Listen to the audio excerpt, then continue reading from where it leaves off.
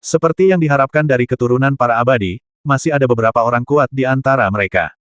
Jauh di atas 9 langit, setelah keributan yang disebabkan oleh Guru Tuling yang kerasukan, langit tampak sedikit kacau. Awan yang tersisa telah tersebar, menampakkan raksasa emas yang duduk tinggi di atas tahta, menatap semua makhluk hidup. Tingginya 10 kaki, ditutupi baju besi emas, duduk tegak di 9 langit. Sepasang mata di bawah helm emas memancarkan cahaya dingin, dan seluruh orang itu tampak lebih menyilaukan daripada matahari. Atau, dapat dikatakan bahwa dia adalah tipe orang yang membuat orang dengan jelas merasakan bahwa kekuatan yang terkandung dalam tubuhnya lebih menakutkan daripada matahari. Di depannya, ada 4 makhluk dengan aura aneh berdiri dalam 2 baris.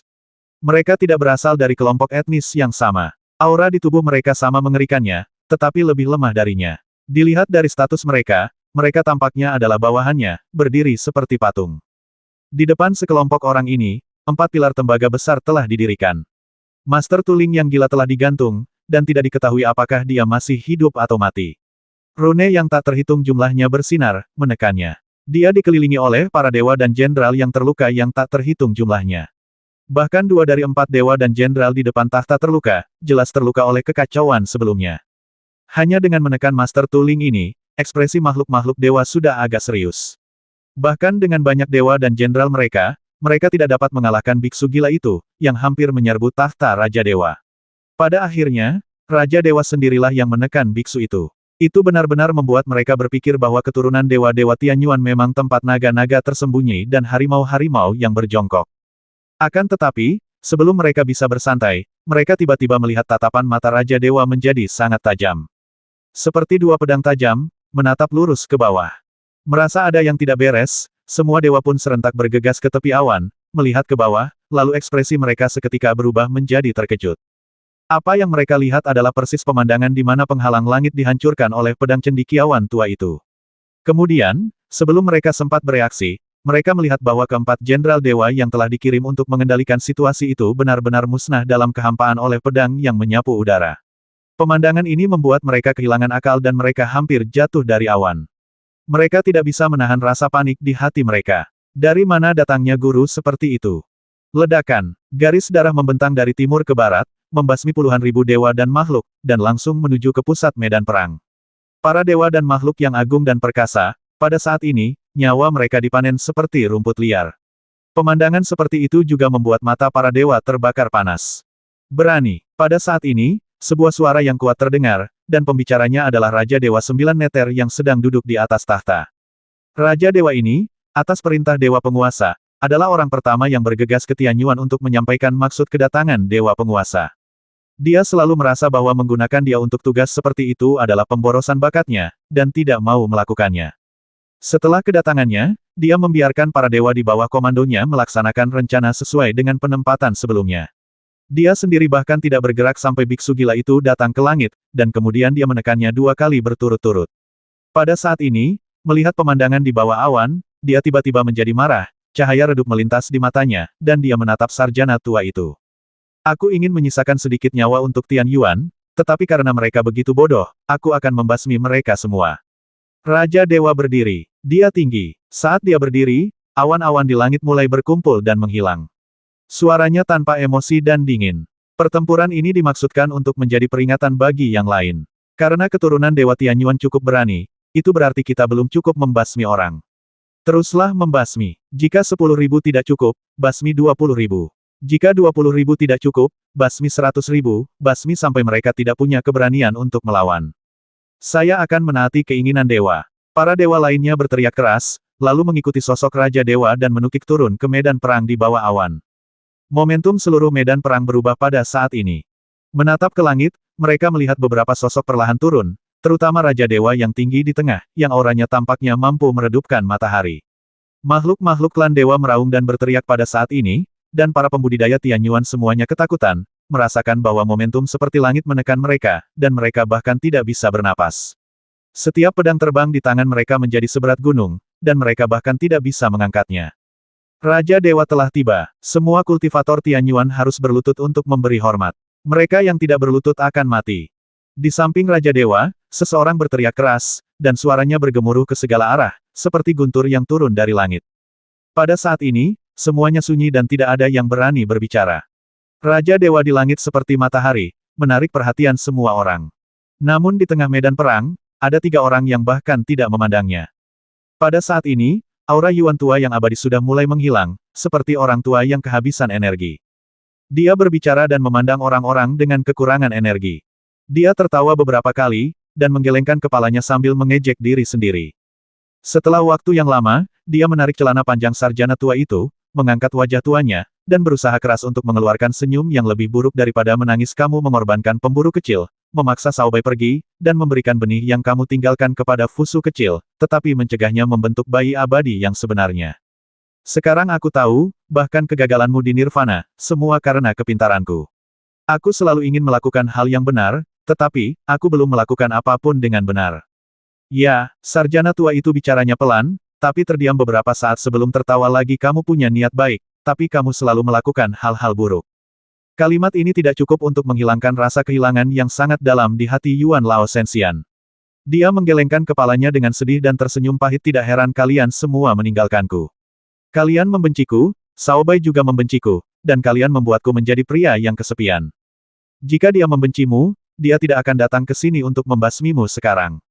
Sarjana tua itu berbicara dengan lembut dan melihat ke satu arah. Yuan tua yang abadi juga melihat ke sana, ekspresinya sedikit terkejut.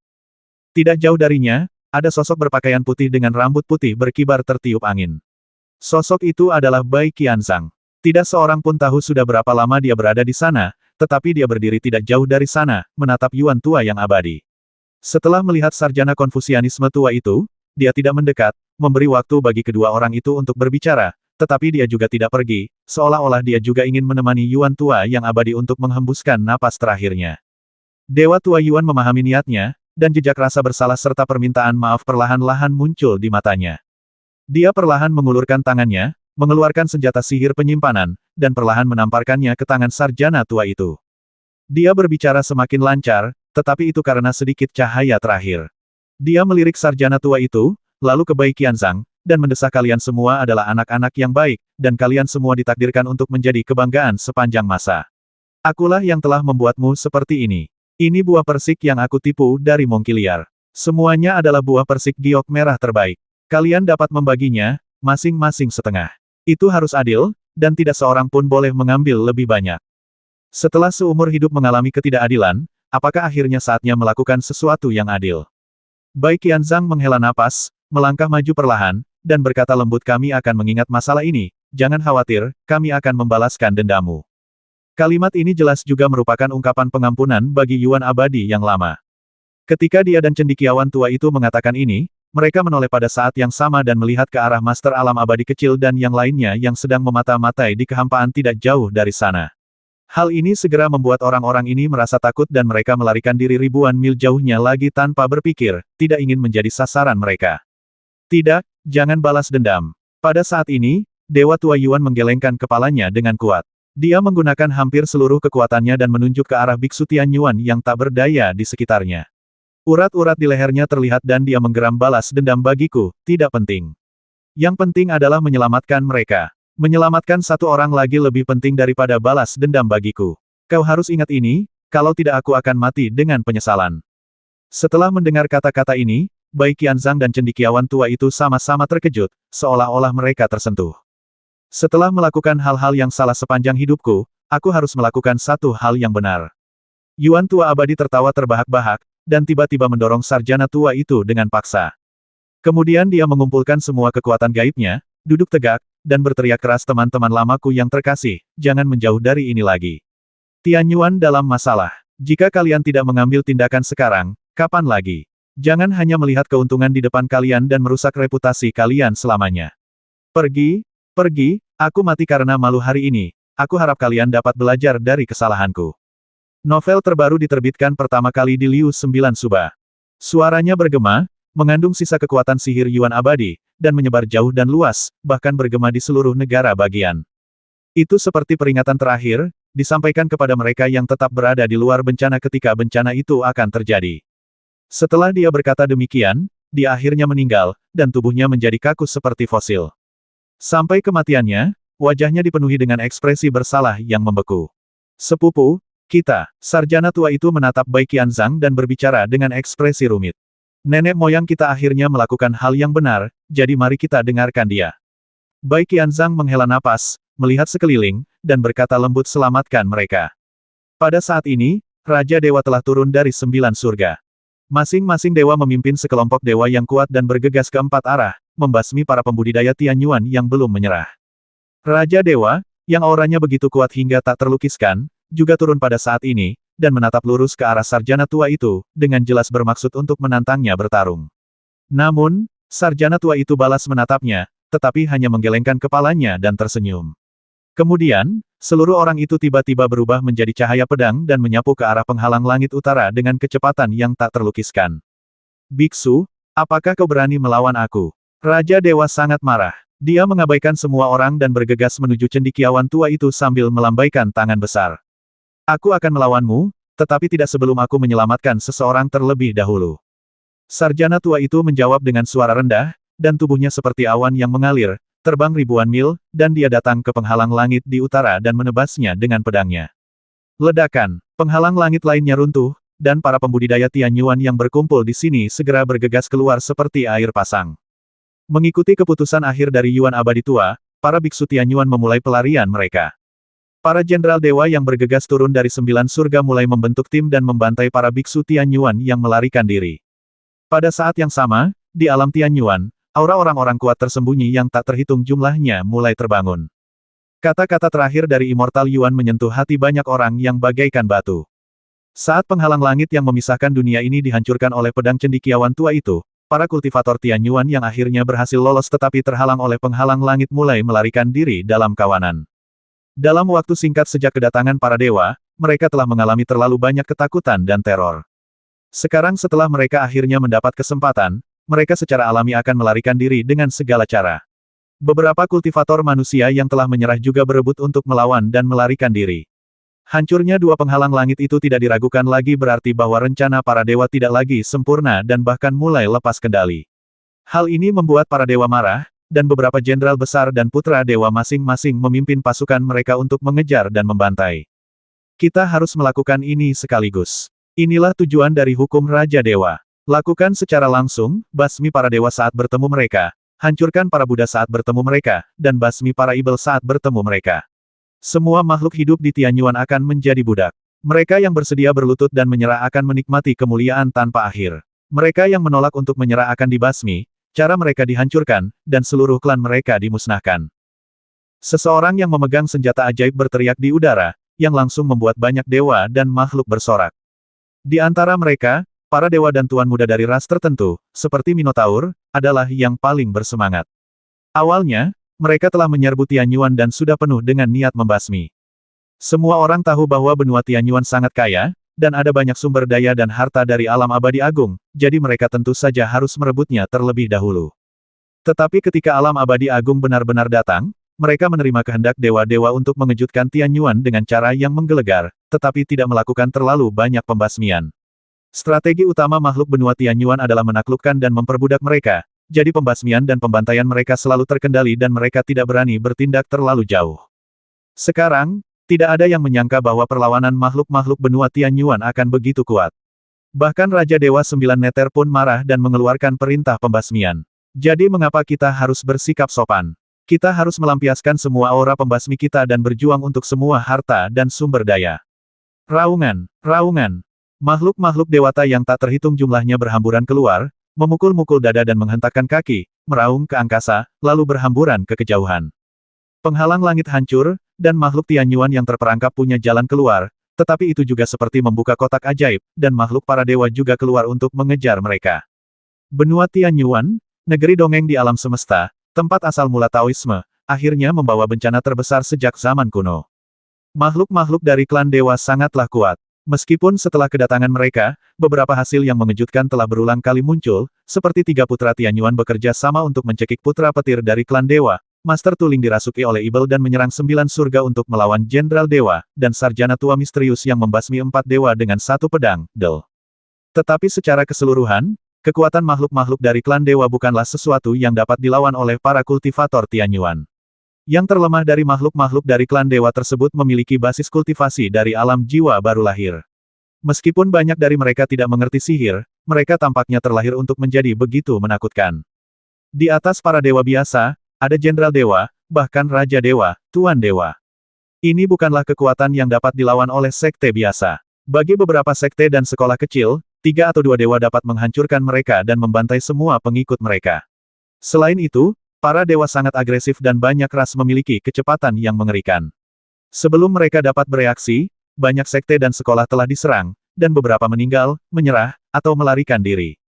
Mengaum, makhluk ilahi dengan sayap di punggungnya turun ke ibu kota suatu negara di Cina, membuka mulutnya yang berdarah dan menelan jutaan makhluk dalam sekali teguk. Membasmi. Ada satu ras yang gemar membasmi. 3 atau 5 dari mereka bergabung untuk menghancurkan formasi pelindung gunung dari sekte tertentu, menyerbu dengan ganas, dan memburu ribuan pengikut sekte tersebut, tidak menyisakan seorang pun yang hidup. Darah mengalir turun dari puncak gunung, mewarnai sungai di bawahnya menjadi merah. Selama beberapa bulan, sungai itu berwarna merah darah, dan bahkan melahirkan monster dan roh tanaman yang tak terhitung jumlahnya di tepi sungai. Roh-roh ini tampaknya terinfeksi oleh kesedihan dan kebencian sekte tersebut, menangis siang dan malam, dan suaranya dapat terdengar hingga ratusan mil. Apa yang awalnya merupakan tanah yang diberkati akhirnya berubah menjadi daerah yang jahat. Menyerahlah, sekte pedang emas kami menyerah. Beberapa sekte sudah menyerah ketika para dewa tiba di puncak gunung. Di bawah pimpinan pemimpin sekte, mereka berlutut di puncak gunung dalam gumpalan hitam. Mereka bahkan tidak mengaktifkan formasi pelindung gunung, dan bahkan tidak ada sedikit pun perlawanan. Sekte sebesar itu ditaklukkan oleh 3 atau 2 dewa. Prosesnya sangat mudah, dan para dewa begitu jinak, sehingga bahkan para dewa itu pun tercengang. Mereka telah meraih prestasi besar tanpa hasil. Kirim. Seluruh sekte Sengbao dengan hormat menyambut kedatangan para dewa dan bersedia menjadi garda terdepan mereka. Ada juga beberapa makhluk dari klan Dewa yang, setelah membantai sebuah negara kecil, berjalan kembali dengan gembira dengan perut kenyang. Dalam perjalanan, mereka melihat sekelompok biksu manusia bergegas ke arah mereka. Mereka begitu takut sehingga mereka berbalik dan lari. Namun, setelah beberapa langkah, mereka mendengar seseorang berteriak dari belakang. Mereka berbalik dengan terkejut dan menyadari bahwa sekte-sekte ini telah mendatangi mereka atas inisiatif mereka sendiri. Mereka tidak hanya tidak memiliki niat buruk, tetapi mereka juga menyatakan kesediaan mereka untuk membantu. Keluarga Hanku tidak akan menyerah. Beberapa makhluk dari klan dewa menyerbu ke tanah keluarga kuno di wilayah tengah dan menghadapi perlawanan yang dahsyat, terutama dari keluarga Han. Orang dengan senioritas tertinggi dalam keluarga Han, kecuali leluhur dan kepala keluarga, menyerbu ke langit dengan tombak besi, dan berteriak dengan marah leluhur abadi kuno dari keluarga Han tombak besi lahir di medan perang. Dia tak terkalahkan dan tidak memiliki saingan. Keturunan keluarga Han memiliki darahnya di tubuh mereka. Mereka bisa mati dalam pertempuran dan binasa, tetapi mereka tidak akan pernah menyerah. Basmi, basmi, basmi. Semua anggota keluarga Han, terlepas dari wanita atau anak-anak, kenakan baju besi dan pergi berperang untuk membasmi musuh demi Tianyuan dan melindungi tanah klan sampai orang terakhir. Pertarungan sengit berlangsung sepanjang hari. Pada saat tanah keluarga Han diduduki oleh makhluk para dewa, tidak ada seorang pun yang tersisa hidup di seluruh tanah klan tersebut. Entah melawan atau menyerah, semua sekte dan keluarga menampilkan pertunjukan yang hebat di hadapan para dewa dan makhluk. Meskipun Protoss menghadapi perlawanan sesekali, mereka secara bertahap menduduki sebagian besar Senzu dalam waktu 10 hari. Selama 10 hari ini, beberapa kelompok Protoss datang dari negeri asing di bawah pimpinan Raja Dewa dan terus menyerbu. Namun, dalam proses ini, banyak kekuatan kuat yang sebelumnya tidak diketahui orang luar muncul dan diam-diam melindungi api Tianyuan. Mundurlah ke Gunung Hitam di sana. Lu Fengxian, yang melarikan diri dari medan perang, berkumpul dengan sekelompok kultivator, bertarung dan mundur, tetapi dia telah ditemukan oleh seorang jenderal dewa, yang memimpin sejumlah besar makhluk dewa untuk datang. Melihat bahwa tidak ada cara untuk melarikan diri, dia terpaksa mundur ke Gunung Hitam terpencil, bertekad untuk bertempur mati-matian di sana. Namun, ketika makhluk dewa hendak menyerang, asap hitam mengepul dari gunung, berubah menjadi medan tak terlihat yang menyelimuti mereka. Seseorang di gunung yang dalam berteriak siapapun yang berani masuk tanpa izin ke tempat kultivasiku akan dibasmi tanpa ampun. Jenderal dewa terkejut oleh aura itu dan tidak berani masuk tanpa izin. Dia berteriak keras para dewa menangkap orang, siapa yang berani menghentikan kita. Makhluk di gunung hitam itu tertawa keras aku telah tertidur selama 10.000 tahun, jangan paksa aku bangun pagi-pagi. Sang jenderal gemetar ketakutan, dia menggertakkan giginya dan memerintahkan seluruh pasukan untuk mundur dan melapor kepada Raja Dewa untuk keputusan akhir. Seorang jenderal dewa memimpin pasukannya untuk mengejar Master Anggur dan Daging serta orang lain yang telah membawa murid-murid Gunung Salju Besar dan sekelompok orang suci kecil dari Dao Ibel kuno untuk melarikan diri. Melihat bahwa mereka telah tertangkap, kekuatan dewa yang dahsyat turun dari langit, memukul mundur Master Anggur dan Daging, dan bahkan langsung menembak jatuh generasi muda seperti gagak emas besar di bawah. Namun, dari utara yang jauh, sebuah anak panah terbang, melintasi ribuan mil, mengandung kekuatan dewa yang tak terlukiskan, dan menembus bahu jenderal dewa dengan satu anak panah, dan kemudian membawanya terbang kembali sejauh 100 mil. Kemudian sebuah suara dingin datang, jika kamu datang, mengapa kamu harus membasmi mereka semua? Novel terbaru diterbitkan pertama kali di Liu 9 Suba. Anak panah itu mematahkan keberanian sang jenderal dewa. Ia melihat biksu mabuk dan yang lainnya melarikan diri, dan tidak ada seorang pun yang berani menghentikan mereka. Gadis naga Ao Zen memimpin sekelompok orang untuk melarikan diri ke tepi laut. Sejumlah besar dewa mengejar mereka. Namun, pada saat ini, ombak naik dan bergulung dengan kencang. Sekelompok orang muncul di antara ombak. Mereka semua adalah makhluk laut. Pemimpinnya mengenakan baju besi naga dan memiliki mata merah. Dia memegang bendera besar dan melambaikannya ke arah sekelompok dewa. Dia tertawa dan berkata, "Kalian telah menempuh perjalanan jauh dan bekerja keras. Mengapa kalian harus mengejar kami? Pergilah dan beristirahatlah. Kami, Chang Lanhai, akan menangani para kultivator ini. Kalian dapat kembali dan melapor kepada Tuan Zhou. Ketika para dewa itu melihat bendera besar itu, mereka malah mundur, yang mana mengejutkan semua pembudidaya. Sebaliknya, lelaki di atas ombak itu berjongkok, menatap gadis naga di bawah, dengan setengah tersenyum di wajahnya, dan berbisik, "Kakak, kita bertemu lagi. Biarkan aku membuat kesepakatan denganmu. Jika kau mengikutiku kembali ke Istana Naga, aku akan mengampuni nyawa para kultivator rendahan ini. Bagaimana menurutmu?" Kamu. Gadis naga itu banyak menebak dan sangat marah hingga akhirnya mengangguk, "Baiklah, aku akan melihat kebaikan apa yang telah kamu lakukan." Setelah berkata demikian, dia menghilang ke dalam ombak dan pergi bersama rombongan orang itu. Hal semacam ini masih terjadi di berbagai tempat. Beberapa dewa muncul di tanah Ibel Beiju dan ketika mereka membantai orang-orang, mereka tiba-tiba berhalusinasi dan menjadi gila. Mereka saling bertarung dan pada akhirnya tidak ada yang selamat. Beberapa dewa mengejar sekelompok biksu dan bergegas ke sebuah pulau. Namun pulau itu berubah menjadi kura-kura raksasa dan menelan dewa pemimpin dalam sekali teguk. Kemudian ia menggunakan tubuhnya sebagai pulau dan berenang ke lautan luas dengan para biksu manusia di punggungnya. Para dewa yang bergegas ke sana setelah mendengar berita itu mencoba segala cara yang mungkin untuk menemukannya tetapi tidak dapat menemukan jejaknya. Ketika beberapa makhluk dewata melangkah ke suatu tempat di dalam jurang Ibel, mereka diserang oleh keturunan zaman dahulu, yang mengakibatkan banyak korban. Ketika seorang raja dewa memimpin sebuah tim dan menyerbu ke tanah suci, bersiap untuk menghancurkan kuil tepi lain, sebuah makam kuno di tanah suci bergetar. Makhluk tertentu tampaknya terbangun oleh aura pembasmi pada mereka, membuka matanya, dan menatap Raja Dewa dari jauh. Raja Dewa segera ketakutan dan segera memimpin pasukannya untuk mundur. Dia juga menandai area dalam radius 100.000 mil di mana makam kuno itu berada sebagai area terlarang, dan dengan tegas melarang semua dewa untuk masuk. Benua Tianyuan secara bertahap menjadi tanah yang ditempati oleh para dewa, tetapi banyak perbedaan juga muncul saat ini. Setelah itu, ia mengalami beberapa pembasmian yang tidak diketahui, dan akhirnya 9 tempat dianggap sebagai daerah terlarang oleh para dewa. Ketika Fang Xing terbangun, dia mendapati dirinya berada di sebuah lembah yang dalam. Ketika dia dipeluk oleh peri Yao Qi dan mencoba melarikan diri, dia sudah terluka parah. Kekuatan pukulan berat dari biksu yang melintasi kesengsaraan itulah yang membuat jiwanya gelisah dan gelisah. Selain itu, perasaan ilusi mengganggu jiwanya tanpa henti. Itu adalah perasaan yang sangat aneh. Telinga dan matanya dipenuhi dengan teriakan dan tangisan halus wanita yang bertarung, genangan darah besar yang berceceran dan wajah mengerikan para dewa yang mengenakan baju besi hitam. Hidungnya dipenuhi dengan bau yang bercampur dengan pemerah pipi dan darah dan sedikit rasa manis, bercampur menjadi satu, tetapi berubah menjadi bau aneh yang tak terlukiskan, yang meresap ke ujung hidungnya, tetapi masuk jauh ke dalam lautan kesadaran dan bertahan. Dalam keadaan demikian, dia akhirnya pingsan dan tidak tahu apa-apa tentang apa yang terjadi kemudian. Satu-satunya yang kuingat adalah sekelompok wanita melindungiku saat aku melarikan diri. Ada pengejar dari belakang dan musuh di depanku. Aku berada dalam situasi putus asa. Namun, banyak sekali kejadian mengerikan yang terjadi dalam mimpinya. Dia melihat Bai Qianzhang bergegas ke medan perang dan membasmi banyak sekali makhluk jahat dari klan dewa, tetapi dia hancur berkeping-keping oleh tangan besar yang jatuh dari langit, dan jiwanya menghilang tanpa jejak.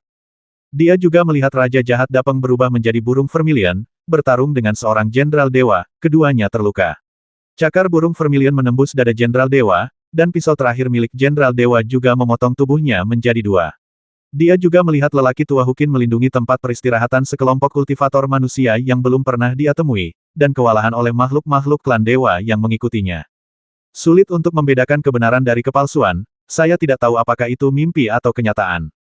Berani sekali, berani sekali, berani sekali. Setelah melihat gadis naga berubah menjadi naga emas, menyerbu ke satu sisi, memanggil api yang tak berujung dan membakar seluruh medan perang, tetapi dipaku ke tanah dengan paku besi oleh dewa yang tak terhitung jumlahnya, Fang Xing tiba-tiba terbangun dan segera merasakan sensasi terbakar di sekujur tubuhnya, seolah-olah dagingnya dibakar menjadi abu.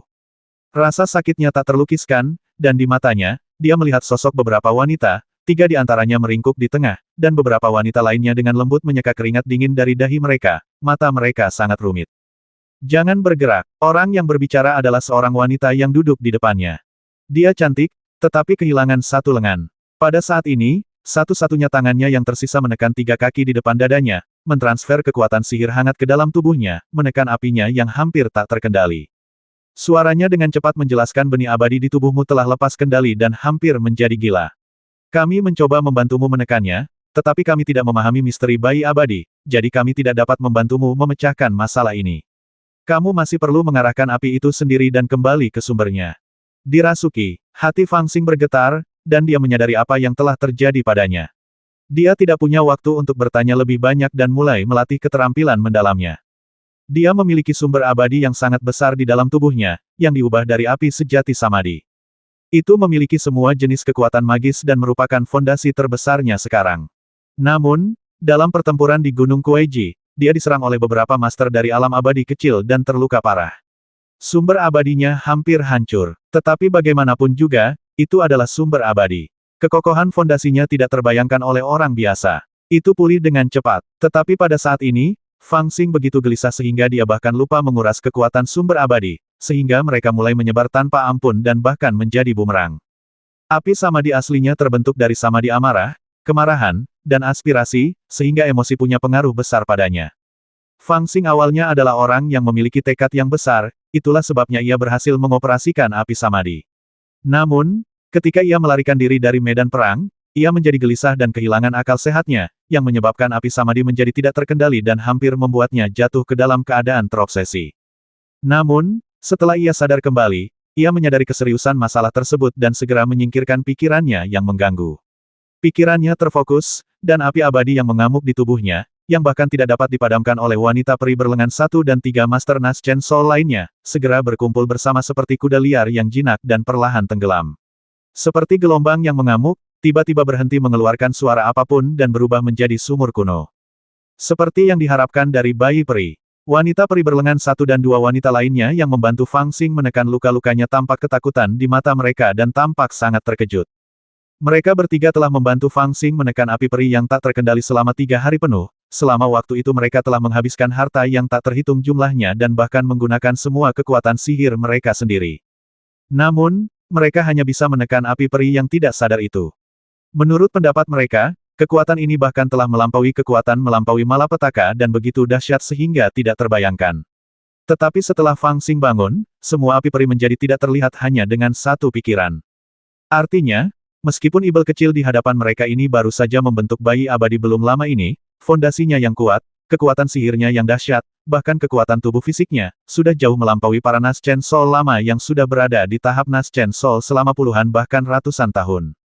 Ini memang bibit peri yang mumpuni untuk bersaing dengan Raja Ibel di keluarga kita. Api abadi berkumpul bersama, dan suhu tubuh Fang Xing yang panas berangsur-angsur turun. Kulitnya mulai membaik, dan napasnya menjadi teratur. Mendengus. Ketika mendapati dia baik-baik saja, wanita yang menyeka keringatnya dengan lembut melemparkan syal sutra padanya, berdiri dan berjalan keluar. Apa yang terjadi selanjutnya? Fang Xing mendesah dalam hatinya, membuka matanya, dan bertanya pelan. Dengan sekilas pikirannya, dia memahami situasinya. Dia berada di sebuah lembah misterius yang jauh di dalam pegunungan. Di sekitar lembah, ada formasi besar untuk menyembunyikan energi. Di lembah, ada banyak wanita yang berjalan-jalan, beberapa bertahan, dan beberapa berkemas. Jelas bahwa mereka pastilah murid-murid Istana Fuyao. Dia pasti telah diselamatkan di sini dari medan perang oleh mereka. 3.000 dewa datang, dan kami semua menjadi sasaran perburuan. Kau terluka dan diselamatkan oleh kami, tetapi Yaochi telah diduduki, dan Istana Fuyao juga telah menjadi sasaran utama para dewa. Kami memanfaatkan kekacauan itu dan membawamu ke Istana Fuyao, tetapi para dewa segera menyusul kami, dipimpin oleh dua dewa. Kami tahu kami bukan tandingan mereka, jadi kami mengambil beberapa sumber daya dan buku-buku klasik dari istana dan melarikan diri ke gunung yang dalam ini. Sekarang, para dewa di luar masih menyerang di mana-mana. Peri berlengan satu itu terdiam beberapa saat, lalu menceritakan beberapa hal yang terjadi saat Fang Xing tidak sadarkan diri. Bagaimana dengan yang lainnya? Fang Xing tampak mencerna informasi itu dengan lambat, dan bertanya dengan agak susah payah siapa yang meninggal. Yuan Abadi meninggal di tengah medan perang. Peri berlengan satu itu juga dalam suasana hati yang sangat tertekan. Dia berbicara perlahan, pada akhirnya, seorang teman lama keluarga Yuan lah yang mengambil tindakan dan menghancurkan penghalang langit, sehingga kami dapat melarikan diri. Kemudian, dikatakan bahwa dia melakukan pertempuran sengit dengan Raja Dewa Sembilan Neter di surga ke-9. Tidak seorang pun tahu hasil akhirnya. Ada yang mengatakan dia meninggal, dan ada yang mengatakan dia melarikan diri. Tetapi satu hal yang pasti, dia seharusnya tidak memenangkan pertempuran itu, jika tidak, serangan para dewa tidak akan begitu cepat dan ganas. Hanya dalam waktu setengah bulan, mereka telah menduduki banyak sekte. Adapun yang lainnya, kami juga tidak tahu. Medan perang terlalu kacau saat itu. Termasuk kemudian, kami hanya bisa fokus melarikan diri dan tidak punya waktu untuk mencari tahu beritanya. 3.000 dewa, 3.000 dewa, Fang Xing bergumam pelan. Ketika mendengar nama itu, kemarahan yang tak terlukiskan muncul di hatinya. Dari mana datangnya begitu banyak musuh yang kuat? Novel terbaru diterbitkan pertama kali di Liu 9 Suba. Dia menatap para peri dengan pandangan tak percaya. Menurutnya, Istana Fuyao adalah sekte teratas di dunia dan secara alami memiliki tanggung jawab untuk mengamati surga dan menemukan beberapa bahaya tersembunyi. Oleh karena itu, semakin sulit baginya untuk memahami bagaimana mungkin makhluk sekuat itu menyerbu tetapi sekte-sekte itu tidak menyadari apapun. Apalagi, sekarang pikirkanlah, makhluk suci bernama Lightning Electron bahkan muncul di Gunung Kunlun. Bagaimana mungkin keberadaan seperti Istana Fuyao bisa begitu membosankan dan tidak tahu apa-apa tentangnya? Ini kesalahan kami. Peri berlengan satu itu mendengar keraguan Fang Xing. Setelah beberapa lama, dia mendesah pelan, kita seharusnya sudah menemukan ini, tetapi mata semua orang tertuju pada aliansi semua surga saat itu. Semua orang ingin mendapatkan keuntungan ketika aliansi semua surga didirikan. Namun, kami tidak menyangka bahwa Tianyuan telah menjadi sasaran beberapa makhluk yang menakutkan. Mereka menggunakan alam abadi kecil sebagai pelopor dan turun ke Tianyuan untuk membuat pengaturan rahasia. Meskipun kami menyadari bahwa sikap alam abadi kecil itu tidak benar, kami tidak punya waktu untuk memikirkannya. Kami juga berpikir bahwa dengan kebijaksanaan orang suci itu, jika mereka benar-benar punya rencana, mereka pasti akan ketahuan. Tetapi tidak seorang pun menyangka bahwa orang suci itu akan tiba-tiba menghilang, dan kami, semua menjadi domba yang akan disembelih. Orang suci itu hilang. Fang Xing terkejut dan menatapnya. Saya terkejut. Arti dari beberapa kata pendek ini sangat mengerikan. Bagaimana mungkin orang suci dengan tingkat kultivasi dan alam seperti itu juga bisa menghilang? Peri berlengan satu itu mengangguk pelan sejak kedatangan para dewa, para orang suci belum muncul, bahkan sebagian besar leluhur yang telah melewati kesengsaraan telah menghilang. Fang Xing agak terdiam. Setelah beberapa lama, dia berbisik, dari mana makhluk-makhluk suci itu berasal? Mereka semua adalah makhluk dari luar wilayah ini. Pada saat ini, bukan peri berlengan satu yang menjawab, tetapi seorang peri yang duduk bersila di belakang Fang Xing. Dia tidak tahu siapa pangkatnya. Dia mengeluarkan sebuah buku kuno dari tas penyimpanannya dan menyerahkannya kepada Fang Xing, berbisik, sebenarnya, aliran Tao Tianyuan tidak asing dengan makhluk asing ini. Bahkan dapat dikatakan bahwa mereka sangat akrab dengan mereka. Banyak buku kuno telah lama mencatatnya secara rinci. Sejujurnya, mereka ada di sini untuk membalas dendam daripada invasi. Hanya saja tidak ada yang mengira bahwa mereka akan menjadi begitu kuat. Pada zaman dahulu, para dewa dan orang suci saling bertarung. Para dewa kalah dan dibuang ke luar angkasa. Lawan yang mereka hadapi di luar angkasa adalah makhluk-makhluk luar angkasa ini.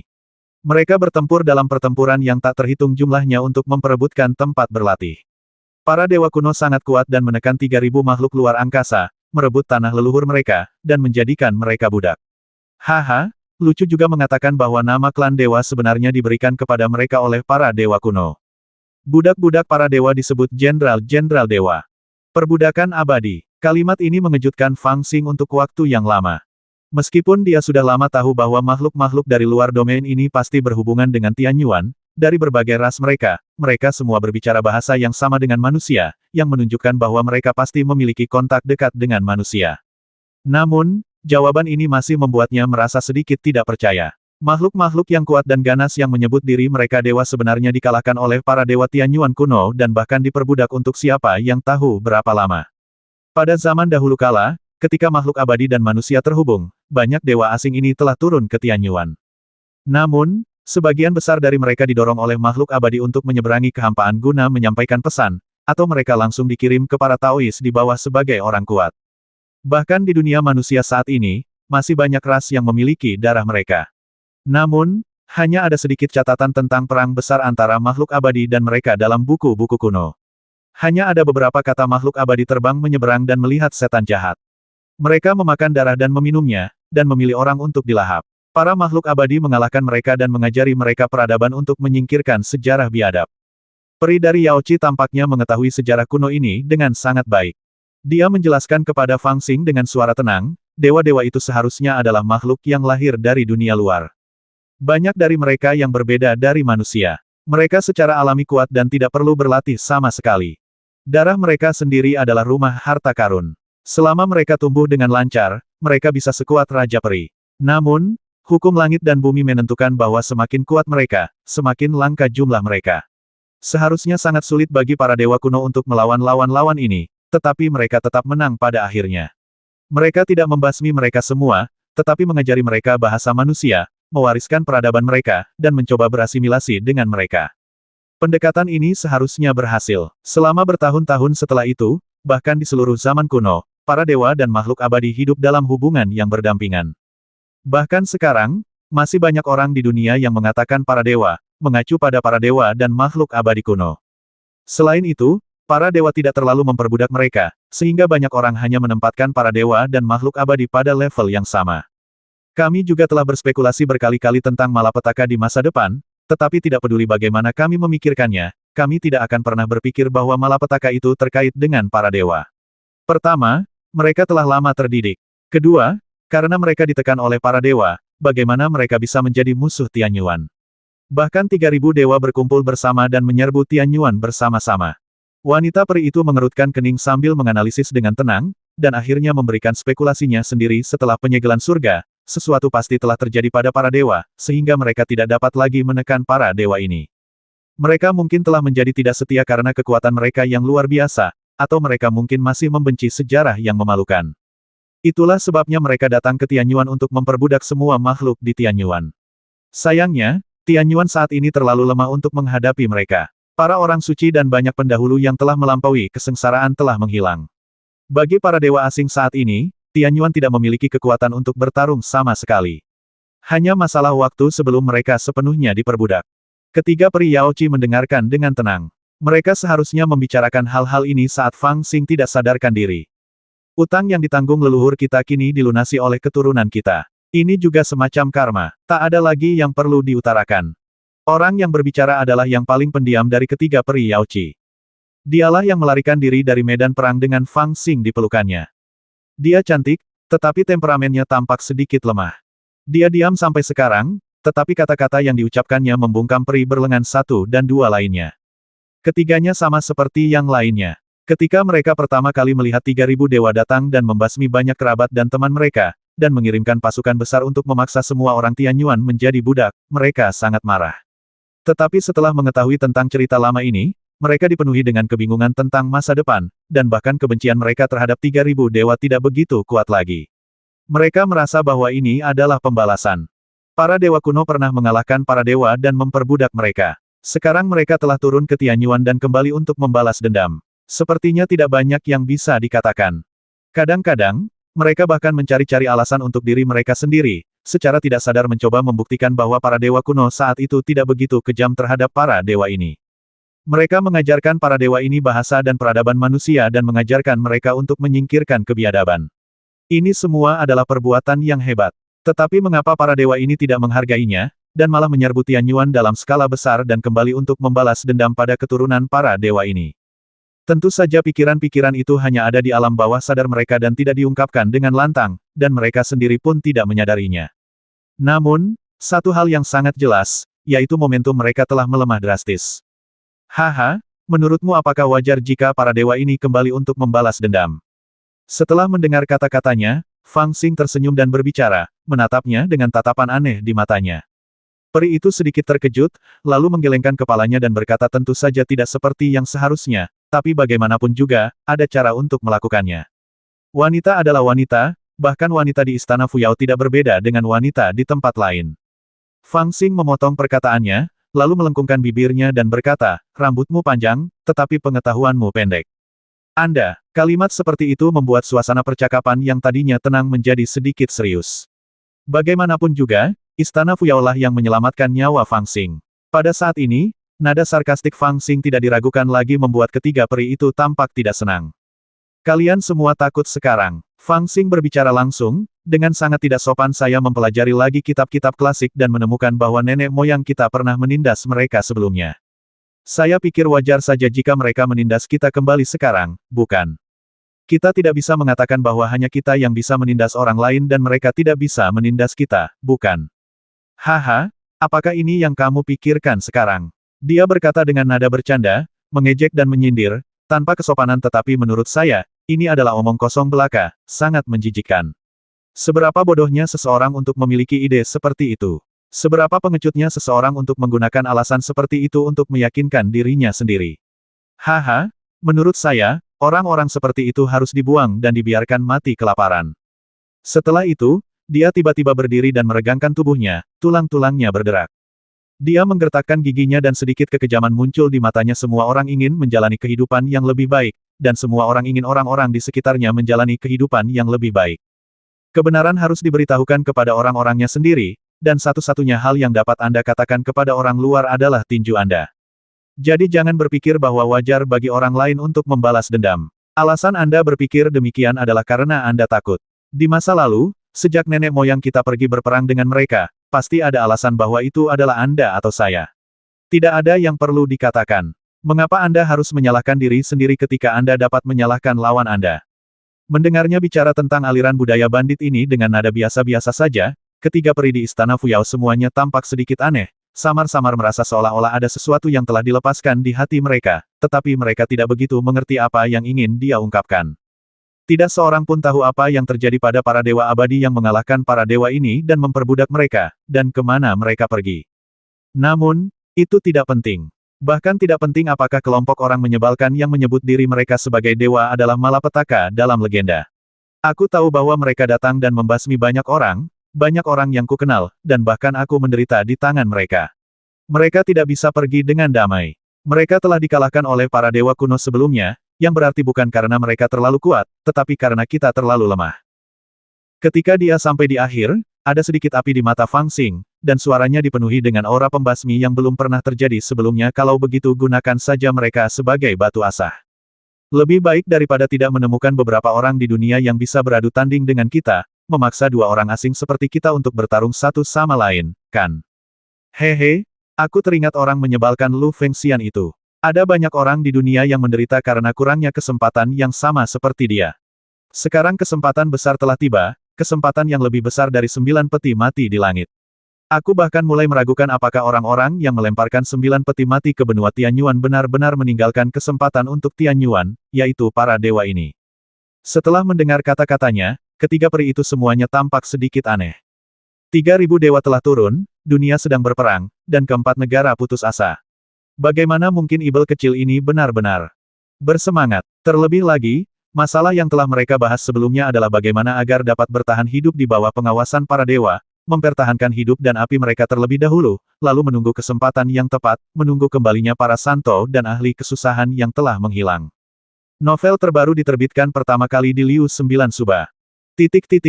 Tetapi nada bicara setan kecil ini sebenarnya menunjukkan bahwa ia ingin menggunakan para dewa sebagai batu asahnya. Tidak ada yang perlu dibicarakan dalam hal semacam ini.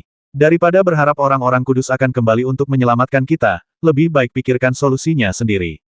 Fang Xing tampaknya telah melihat melalui pikiran ketiga peri itu, dan berkata dengan nada meremehkan karena mereka menyerang kita harus menemukan cara untuk melawan. Hanya berpikir untuk bersembunyi dan tidak diserang untuk kedua kalinya adalah ide seorang cucu. Bagaimanapun, Hanya peri kuno di masa lalu yang bisa mengalahkan mereka, jadi kita pasti bisa melakukannya juga. Tentu saja, perbedaan antara pendekatan kita dan para peri kuno di masa lalu adalah. Dia berhenti sejenak, dan menyeringai sedikit di masa lalu, para dewa hanya dikalahkan dan kemudian menjadi budak, tetapi kali ini.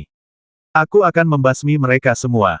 Kata-kata seperti itu bahkan mengubah ekspresi ketiga peri Yao Qi, yang semuanya memiliki tingkat kultivasi tinggi. Itu sangat aneh. Mereka tampak seperti mongki liar gila yang mengancam dan membual. Tetapi ketika Fang Xing mengatakannya, itu membuat orang merasa bahwa dia serius. Dia bahkan tidak hanya mengatakan itu. Setelah menutup telepon, dia berbalik dan berjalan keluar gua dengan sangat cepat. Apa yang akan kamu lakukan? Peri berlengan satu merasa ragu dan tak dapat menahan diri untuk bertanya. Pergi dan basmi para dewa. Fang Xing menjawab dengan ekspresi aneh, seolah dia tidak mengerti mengapa dia menanyakan pertanyaan seperti itu. Kembali, kamu tidak diizinkan pergi. Kau ingin menyelinap pergi, bukan? Ketiga peri Yao Qi tertegun sejenak sebelum mereka menyadari bahwa setelah mengatakan begitu banyak, ibel kecil ini sebenarnya ingin berbalik dan pergi untuk menimbulkan masalah bagi para dewa. Mereka langsung panik, satu dengan gugup memanggilnya kembali, dan yang lain tanpa sadar menempatkannya dalam tahanan rumah. Namun, peri berlengan satu itu sangat teliti dan melihat pikiran ibel kecil yang sebenarnya dalam sekejap. Dia langsung mengungkapkan tujuannya dan bahkan melompat dan meraih tangan Fang Xing, matanya yang seperti kacang almond menatap wajahnya dengan curiga. Kenapa? Aku ingin melakukan sesuatu yang besar, tetapi kau menghentikanku. Fang Xing menatap mereka dengan ekspresi aneh, tampak agak enggan. Klan dewa sangat kuat dan memiliki banyak orang kuat. Apakah kalian akan mati sendirian? Ini masalah serius, kita harus membicarakannya dengan hati-hati, apapun yang terjadi. Kedua peri itu berusaha membujuknya dengan sungguh-sungguh, tetapi peri berlengan satu itu mencibir dan menatap Fang Xing dan berkata, ibel kecil, jangan lupa bahwa hidupmu telah diselamatkan oleh Istana Fuyao. Sekarang giliranmu untuk melindungi kehidupan ratusan orang di Istana Fuyao. Bagaimana mungkin kau bisa pergi begitu saja? Aku tidak bilang kalau aku benar-benar akan pergi. Menghadapi tatapan mata peri berlengan satu musin yang seolah menembus jiwanya, Fang Xing merasa sedikit tidak berdaya. Dia mengucapkan beberapa patah kata dan hendak pergi. Memang ada alasan mengapa dia tidak ingin bergaul dengan begitu banyak wanita, terutama di saat seperti ini. Dia tahu dengan sedikit berpikir bahwa akan ada banyak masalah. Meskipun sekelompok wanita ini menyelamatkannya, tidak diragukan lagi bahwa tidak banyak dari mereka yang memiliki kesan baik terhadapnya. Ini dapat dilihat dari fakta bahwa wanita yang baru saja menyeka keringatnya melemparkan syal sutranya dan pergi dengan marah begitu dia melihat bahwa dia bangun. Bagaimanapun, dia selalu menjadi musuh mereka sebelumnya, dan mereka telah kehilangan kesempatan untuk menyelamatkan Sao Situ Nikian Hong untuk menyelamatkannya. Dalam keadaan seperti itu, tidak mungkin ada seorang pun yang memiliki kesan yang terlalu baik terhadapnya, apalagi sekelompok wanita. Namun sayangnya, mereka menyelamatkanku. Jadi, aku tidak bisa melawan mereka. Daripada menunggu masalah besar datang, lebih baik aku pergi saja. Aku akan menyimpan kebaikan mereka di hatiku dan membalasnya saat aku punya kesempatan. Namun, di hari kerja, dunia ini begitu luas, jadi sebaiknya aku jalan sendiri saja dan berpikir tentang cara menimbulkan masalah bagi para dewa. Pikiran ini sebenarnya tersembunyi cukup dalam, namun tanpa diduga, hal itu terlihat oleh peri berlengan satu musin. Apa yang kau bicarakan? Apakah aku orang seperti itu? Oke, aku tidak akan pergi. Fang Xing dipenuhi rasa tidak puas. Dia meneriakkan beberapa patah kata pada tatapan curiga peri berlengan satu itu, dan duduk tanpa daya. Dialah yang berutang budi. Karena pihak lain telah mengungkapkan hal ini, dia benar-benar merasa malu untuk pergi apapun yang terjadi. Ketika beberapa peri melihatnya duduk, mereka saling memandang dan berpikir bahwa setan kecil ini benar-benar sulit untuk dihadapi. Pertama-tama, izinkan aku memberitahumu, berapa lama kau akan menahanku. Setelah ragu sejenak, Fang Xing berbicara lebih dulu. Dia tidak akan pernah yakin tentang pertanyaan ini kecuali dia menyelidikinya sampai tuntas. Lagi pula, dia juga harus mencari terlalu banyak orang. Kami tidak akan terus mengganggumu, tetapi apapun yang terjadi, kamu harus membantu kami menemukan Sao Situ atau menetap di tempat yang aman. Bukankah ini adil? Sejujurnya, kita belum terbebas dari bahaya. Masih banyak dewa di luar sana yang mencari kita. Begitu mereka menemukan kita, mustahil bagi kita bertiga untuk melindungi para murid. Peri berlengan satu musin berkata dengan suara rendah, nadanya sangat serius. Oke, tidak masalah. Setelah mendengar ini, Fang Xing berhenti sejenak dan menyetujui. Dia bukan orang yang tidak tahu berterima kasih, dan ketika dia mendengar bahwa para pelayan dan murid Istana Fuyao masih dalam bahaya, dia tentu saja tidak bisa pergi sesuka hati. Musin menatap kedua peri lainnya dan berkata, sebelum kami menemukan Hong Er, kami ingin kamu berjanji satu hal. Melihat dia serius, Fang Xing sedikit terkejut ada apa. Musin menarik napas dalam-dalam, ekspresinya sangat serius jadilah guru besar istana Fuyao. Dahi, Fang Xing tertegun sejenak, wajahnya penuh ketidakpercayaan. Situ Agung Istana Fuyao, ini memang gelar yang terkenal di dunia.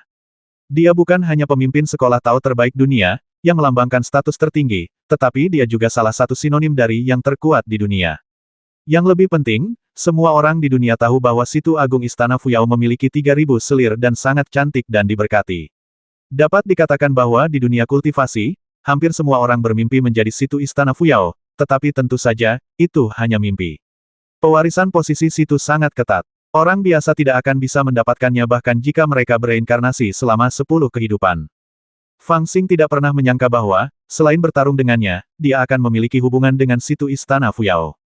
Namun kini, peri wanita berlengan satu dan rekan-rekannya telah mengajukan permintaan seperti itu. Hal ini benar-benar mengejutkannya. Ia terkejut, bingung, terkejut, dan bahkan sedikit malu. Setelah beberapa lama, dia menundukkan kepalanya dan berkata dengan sedikit malu saya sudah punya 3 anak di rumah. Jika saya menikah dengan 3.000 orang lagi, akan sulit untuk menghidupi mereka. Begitu kata-kata ini diucapkan, giliran Musin dan 3 orang lainnya yang memasang ekspresi aneh. Kemana setan kecil ini berpikir? Setelah berdeham, peri berlengan satu Musin berkata dengan tenang, kamu terlalu banyak berpikir. Tidak ada murid istana Fuyao yang akan menikahimu. Fang Xing tercengang setelah mendengar ini, lalu dia berkata dengan marah jika kamu bahkan tidak bisa memberiku seorang istri, lalu mengapa kamu ingin menjadi seorang situ? Lagi pula, aku tidak ingin melakukannya. Setelah mendengar ini, Musin dan 3 peri lainnya tidak tahu harus berkata apa. Melihat wajah Fang Xing yang marah, mereka tidak dapat menahan diri untuk berpikir setan kecil ini benar-benar bukan orang yang mudah dihadapi. Dia bahkan lebih sulit dihadapi daripada Ibel di rumah. Novel terbaru diterbitkan pertama kali di Liu 9 Suba. Untuk sesaat, mereka ingin memarahinya, dan juga ingin membujuknya, tetapi mereka tidak yakin dengan cara mana Fang Xing akan menanggapinya, jadi mereka berada dalam dilema. Setelah beberapa saat, peri Musian, yang pernah menggendong Fang Xing sepanjang jalan dari medan perang, berbicara dengan lembut para murid istana Fuyao tidak akan pernah menikahimu. Mereka adalah rekan Tao Hong Er, jadi kamu tidak bisa bicara omong kosong. Namun, putri kecil Yao Qi bisa menikahimu. Putri kecil Yao Qi, roti kecil itu. Setelah mendengar ini, Fang Xing terkejut dan tampak sedikit aneh. Semakin dia mendengarkan, semakin bingung dia. Dia tidak bisa mengerti apa yang dipikirkan ketiga wanita ini. Akhirnya, peri berlengan satu Musin terbatuk dan menjelaskan, membiarkanmu menjadi guru besar istana Fuyao juga demi kita berdua. Lagi pula, kita tidak saling kenal sebelumnya, dan bahkan memiliki permusuhan. Namun, sekarang kita saling bergantung dan harus saling mendukung. Ratusan murid dari istana Fuyao mengikuti kita untuk melarikan diri, dan kita tidak bisa tidak mempertimbangkannya dengan saksama. Sejujurnya, reputasimu sebelumnya tidak terlalu bagus, tetapi ada satu hal yang diakui semua orang di dunia, yaitu, kamu selalu melindungi kekuranganmu dan tidak akan ragu untuk mengorbankan hidupmu demi orang-orang di sekitarmu. Oleh karena itu, kita juga perlu menjalin hubungan pernikahan seperti itu denganmu untuk menunjukkan bahwa kita saling terbuka dan jujur, tanpa keraguan egois, sehingga kita dapat saling percaya di dunia yang kacau ini. Satu hal lagi, Istana Fuyao telah beroperasi selama puluhan ribu tahun dan berakar kuat. Banyak kekuatan dan sekte adalah bidak catur yang telah kita susun. Bahkan para dewa tidak dapat mencabutnya. Sekarang, saatnya bagi kita untuk menggunakan bidak catur ini. Sayangnya, Ibu Suri telah meninggal dunia dan Hong Er telah menghilang. Satu-satunya orang yang dapat memobilisasi bidak catur ini adalah guru besar Istana Fuyao. Jadi kami ingin meminta Anda untuk menjadi guru muda Istana Fuyao sebelum Hong Er kembali. Ini bukan untuk menipu orang. Yao Qi awalnya memiliki kekuatan untuk menunjuk guru besar Istana Fuyao. Kali ini, kami bertiga bersama-sama mencalonkan Anda sebagai guru, maka Anda adalah guru Istana Fuyao yang sebenarnya dan dapat memobilisasi kekuatan-kekuatan itu.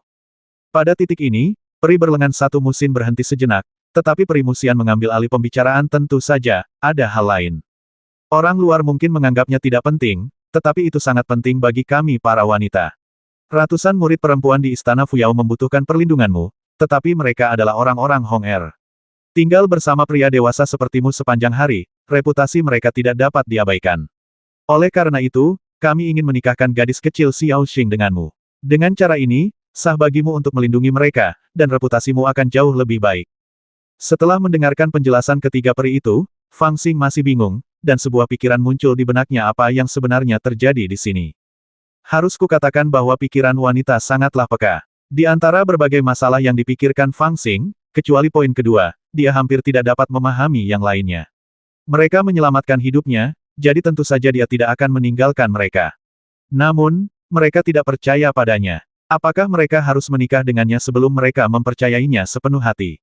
Dan poin ketiga, jika mereka tetap bersamaku, mereka takut merusak reputasi ratusan murid perempuan di Istana Fuyao, tetapi mengapa mereka tidak takut merusak ginjal mereka sendiri? Juga, apa artinya jika kamu menikahi roti kecil Yao Qi, reputasimu akan jauh lebih baik. Kalau aku benar-benar ingin menikahi ketiga peri wanita ini, reputasiku akan hancur. Tentu saja, sebenarnya ada satu hal yang paling penting. Ketiga peri perempuan itu saling memandang, dan peri Muci yang mengeluarkan buku kuno di awal berkata dengan suara rendah, kamu adalah bayi peri. Tidak lama sejak kamu membentuk bayi peri. Sudah waktunya untuk berlatih keras. Sekarang adalah dunia yang kacau, dan kita tidak bisa menyimpan apapun untuk diri kita sendiri. Yao Qi dan bahkan Istana Fuyao memiliki banyak rahasia peri dan kitab suci Tao untuk kamu pahami. Namun, tradisi Tao memiliki aturan ketat sejak zaman kuno. Rahasia peri dan kitab suci Tao tidak dapat diwariskan kepada orang luar. Kecuali situ Istana Fuyao, bahkan kami tidak diizinkan untuk membacanya. Oleh karena itu, jika kami ingin mewariskan rahasia peri dan kitab suci Tao ini kepadamu, itu hanya dapat dilakukan jika kamu adalah situ agung Istana Fuyao. Kami harap kamu dapat memahami upaya keras kami dan menyetujui persyaratan ini. Rahasia dan kitab suci Tao di Istana Fuyao. Bisakah kau berikan semuanya padaku? Setelah mendengar ini, jantung Fang Xing akhirnya berdetak kencang dan ekspresinya menjadi serius. Setelah berpikir cukup lama, akhirnya dia menghela napas panjang. Baiklah, aku setuju menjadi guru besar Istana Fuyao-mu, tetapi aku punya syarat. Setelah terdiam sejenak, dia berkata dengan ekspresi agak getir. Tidak bisakah aku menikahi putri kecil itu? Tidak ada dasar emosional. Tidak, sebelum ketiga peri itu sempat bereaksi, seseorang di luar gua tiba-tiba berteriak, mengapa? Tepat ketika Fang Xing dengan tegas mengajukan syarat untuk pengangkatannya sebagai guru besar Istana Fuyao, ketiga peri itu tidak menjawab. Tanpa diduga, orang lain berteriak dan bergegas ke dalam gua sambil berteriak, dengan wajah penuh kemarahan. Siapa lagi kalau bukan Mu Xiaoxing, putri kecil Yao Qi? Gadis itu sebenarnya merasa sedikit kesal saat ini. Setelah mendengar bahwa Fang Xing telah bangun, dia tahu bahwa Fang Xing pasti sedang membicarakan sesuatu dengan ketiga peri itu. Dia juga menduga bahwa itu akan berhubungan dengannya, jadi dia berlari untuk menguping. Akibatnya, dia mendengar bahwa mereka ingin menikahkannya dengan ibel kecil ini. Dia langsung menjadi marah dan ingin melompat keluar untuk menolak. Namun, setelah mendengarkan analisis ketiga peri itu, hatinya terasa berat. Dia tidak bisa berkata tidak untuk sementara waktu, jadi dia membuang-buang napas beberapa kali. Lalu dia mendengar apa yang dikatakan Fang Xing, dan benar-benar menolaknya. Hal ini langsung membuatnya merasa tidak puas. Dia ingin menentang masalah ini, tetapi dia langsung mengatakan bahwa dia menentang Fang Xing. Aku adalah putri kecil Yao Qi yang bermartabat, secantik bunga, baru berusia 28 tahun, kaya, cantik, dan terkenal, dengan kultivasi yang baik dan kelucuan. Beraninya playboy yang terlihat biasa-biasa saja, memiliki temperamen buruk, dan memanfaatkan wanita sembrono seperti mengambil roti kukus ini menolak untuk menikah denganku. Sungguh keterlaluan. Sebuah pikiran terlintas di benaknya, dan putri kecil Yao Qi, yang awalnya penuh penolakan, tiba-tiba menjadi penuh dengan keluhan dan ketidakadilan. Omong kosong, para tetua sedang bicara, apa yang kamu lakukan dengan tergesa-gesa? Melihat Mu Xiaoxing bergegas masuk ke dalam gua, peri Musin tidak dapat menahan diri untuk tidak mengangkat alisnya dan berteriak. Mereka telah menyadari bahwa dia tengah menguping di luar, dan beberapa kata tadi sengaja diucapkan kepadanya. Jika aku tidak datang, kau akan menjualku. Putri kecil Yao Qi berteriak, merasa sangat sedih dan marah. Gadis Xiaoxing, ini bukan saatnya bagimu untuk bersikap keras kepala. Peri Musin mengerutkan kening. Aku tahu ini bukan saatnya untuk bersikap keras kepala, dan bukan tidak mungkin bagiku untuk menikah dengannya, tetapi mengapa dia tidak mau menikah denganku? Kamu sudah dewasa, kenapa kamu mengatakan hal-hal seperti itu? Keluar dari sini, kami tidak butuh campur tanganmu dalam masalah ini. Ini urusanku, kenapa aku tidak boleh menyela? Aku akan mengatakannya. Untuk sesaat, putri kecil Yao Qi, Mu Xiaoxing, mulai bertengkar dengan ketiga peri, dan gua menjadi kacau. Ya ampun, bisakah lebih baik sedikit? Ketika mereka bertengkar, Fang Xing sangat kesal. Dia tidak bisa menahan diri untuk tidak mendesah dalam-dalam, menekan tangannya ke bawah, dan berkata, oke, berhenti bertengkar. 3 wanita sudah cukup membuatku kesal bahkan jika mereka tidak bertengkar. Bagaimana aku bisa bertahan hidup jika 4 wanita bertengkar? Saat dia mengatakan ini, dia tampaknya telah mengambil keputusan dan tampak bersedia mengorbankan dirinya sendiri. Anggap saja ini sebagai kerugian bagiku. Bisakah aku setuju untuk menikah denganmu? Mendengar hal ini, ketiga peri menatapnya dengan mata aneh. Namun, Mu Xiaoxing melihat bahwa dia telah mengubah topik pembicaraan dan berkata dengan bangga itu lebih seperti itu. Saat dia berbicara, dia tiba-tiba tercengang. Kapan aku setuju untuk menikah denganmu? Baru saja, Fang Xing berkata dengan santai, jika aku tidak menikahimu, aku khawatir kamu akan basmi diri. Aku akan basmi diri jika aku menikahimu. Aku tidak setuju. Mu Xiaoxing merasa sedikit bingung dan mulai berteriak cemas lagi. Baiklah, kalau kau tidak setuju, ya sudah jangan setuju. Tidak bisakah kau tidak menikah denganku? Fang Xing memutar matanya ngomong-ngomong, aku sudah punya 3 orang di keluargaku, jadi menurutku tidak melelahkan membesarkan seorang istri. Mengapa kamu tidak menikah denganku ketika kamu menikahi ketiga-tiganya? Melihat salah satu dari mereka bersikap konyol dan yang lainnya bersikap keras kepala, ketiga peri itu kehilangan kata-kata. Dengan penglihatan mereka yang berpengalaman, mereka secara alami melihat bahwa mereka berdua sebenarnya tidak saling membenci, tetapi perasaan mereka tidak sedalam itu. Mereka telah berbicara dengan Mu Xiaoxing sebelumnya, dan menemukan bahwa karena gadis ini pernah diculik oleh Fang Xing dan kemudian mengalami insiden pengorbanan abadi, dia telah mengembangkan rasa sayang yang samar-samar padanya. Hanya saja mereka telah mencoba yang terbaik untuk menekan ide ini di masa lalu, tetapi sekarang mereka harus mengikutinya dan menumbuhkan ide ini. Tetapi Mu Xiaoxing jelas juga orang yang keras kepala. Jika Fang Xing mengikutinya, masalah itu akan selesai dengan sendirinya.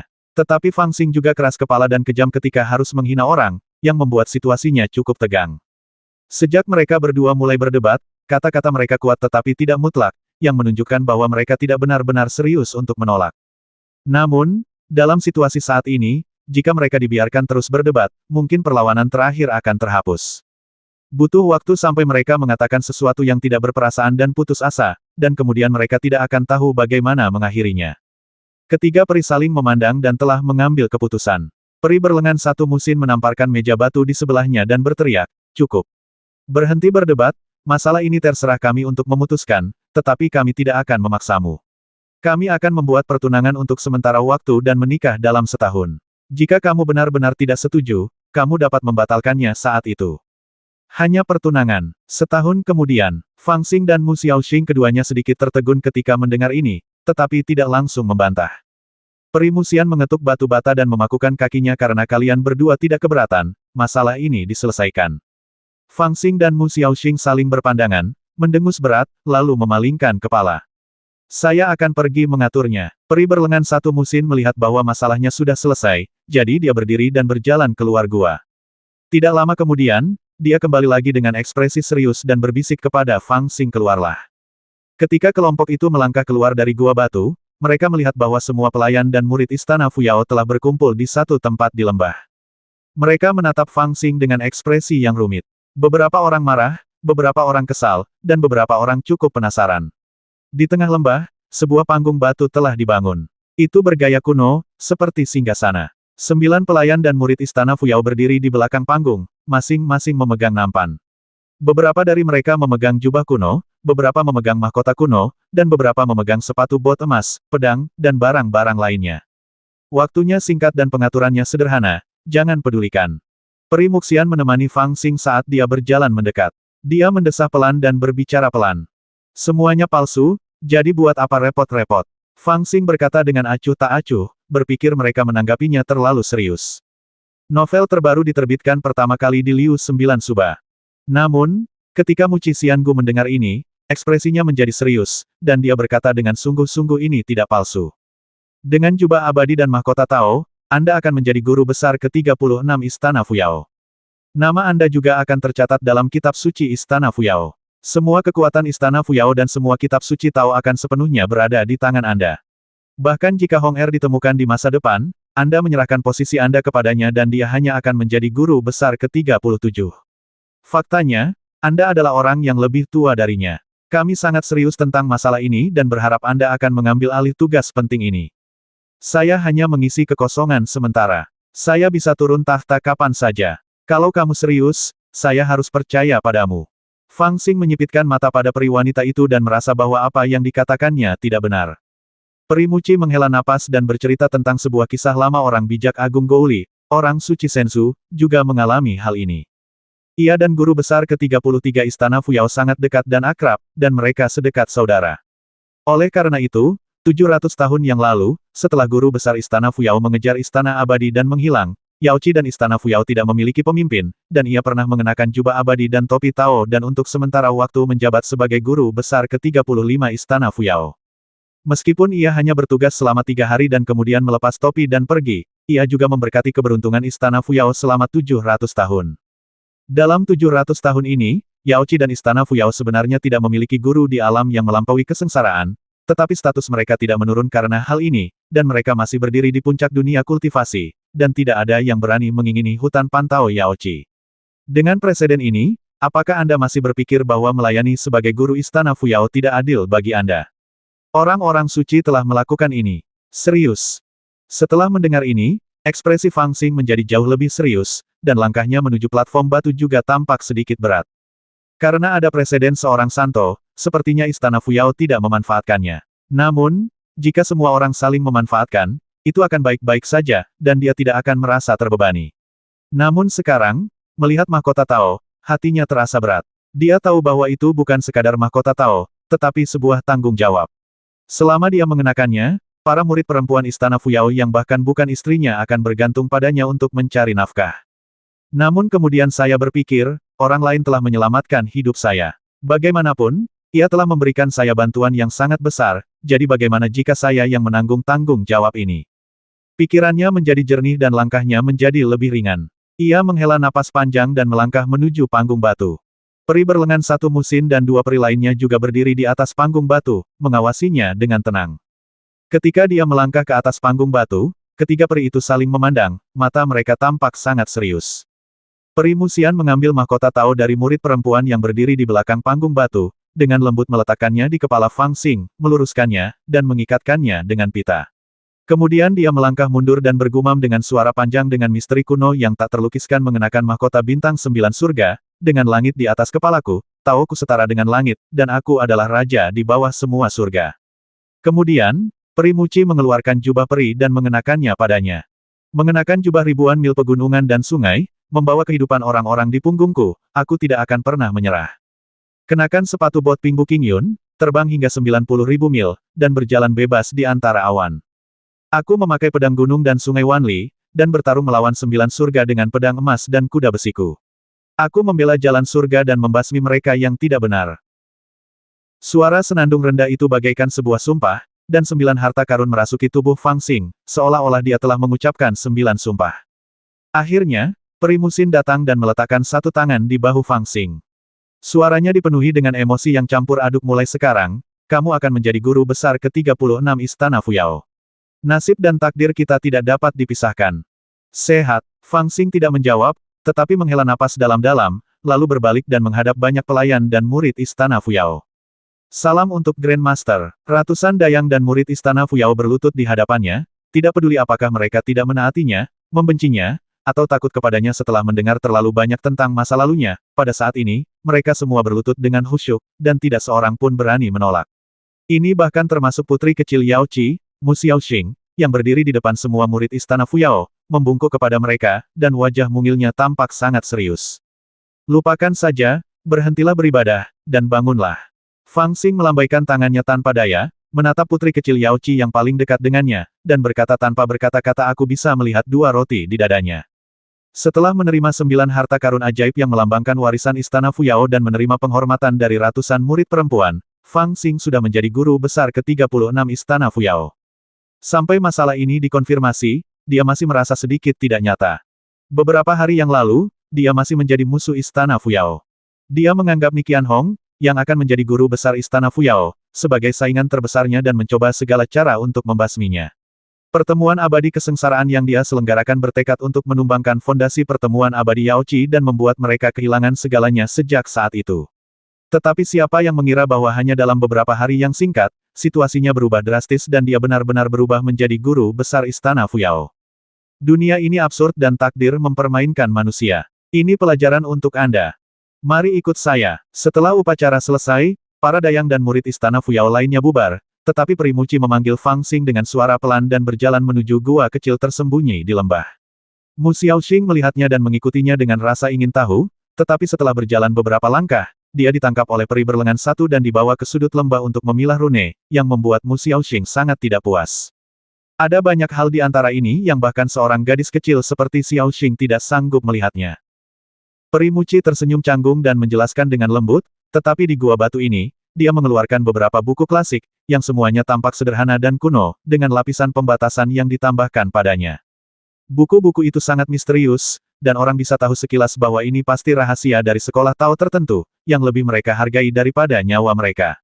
Di masa lalu, di dunia kultivasi, sebagian besar dendam disebabkan olehmu yang melihat rahasia sekolah Taoku, dan aku melihat segel yang kamu buat saat merapal mantra. Fondasi sebuah sekte benar-benar luar biasa. 3.000 kitab suci Tao Yaoqi dan 9 rahasia Istana Fuyao semuanya adalah kitab suci Tao tertinggi yang terkenal di dunia. Sayangnya, para dewa turun dan menyerang dengan ganas.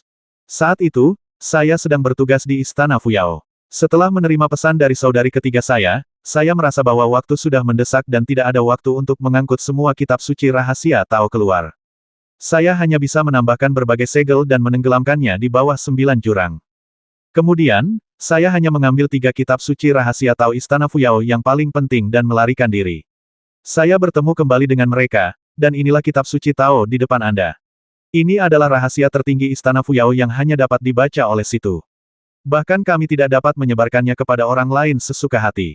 Namun, sekarang Anda adalah situ Istana Fuyao, jadi saya dapat memberikannya kepada Anda. Rahasia utama Istana Fuyao. Ekspresi Fang Xing juga menjadi serius. Dia perlahan-lahan memindai 3 kitab suci Tao, dan dia merasa sedikit bersemangat. Dia tanpa sadar ingin mengulurkan tangan dan menyentuhnya, tetapi dihentikan oleh Peri Muci jangan bergerak tanpa izin. Kitab suci Tao ini memiliki batasan yang ditinggalkan oleh guru besar sebelumnya.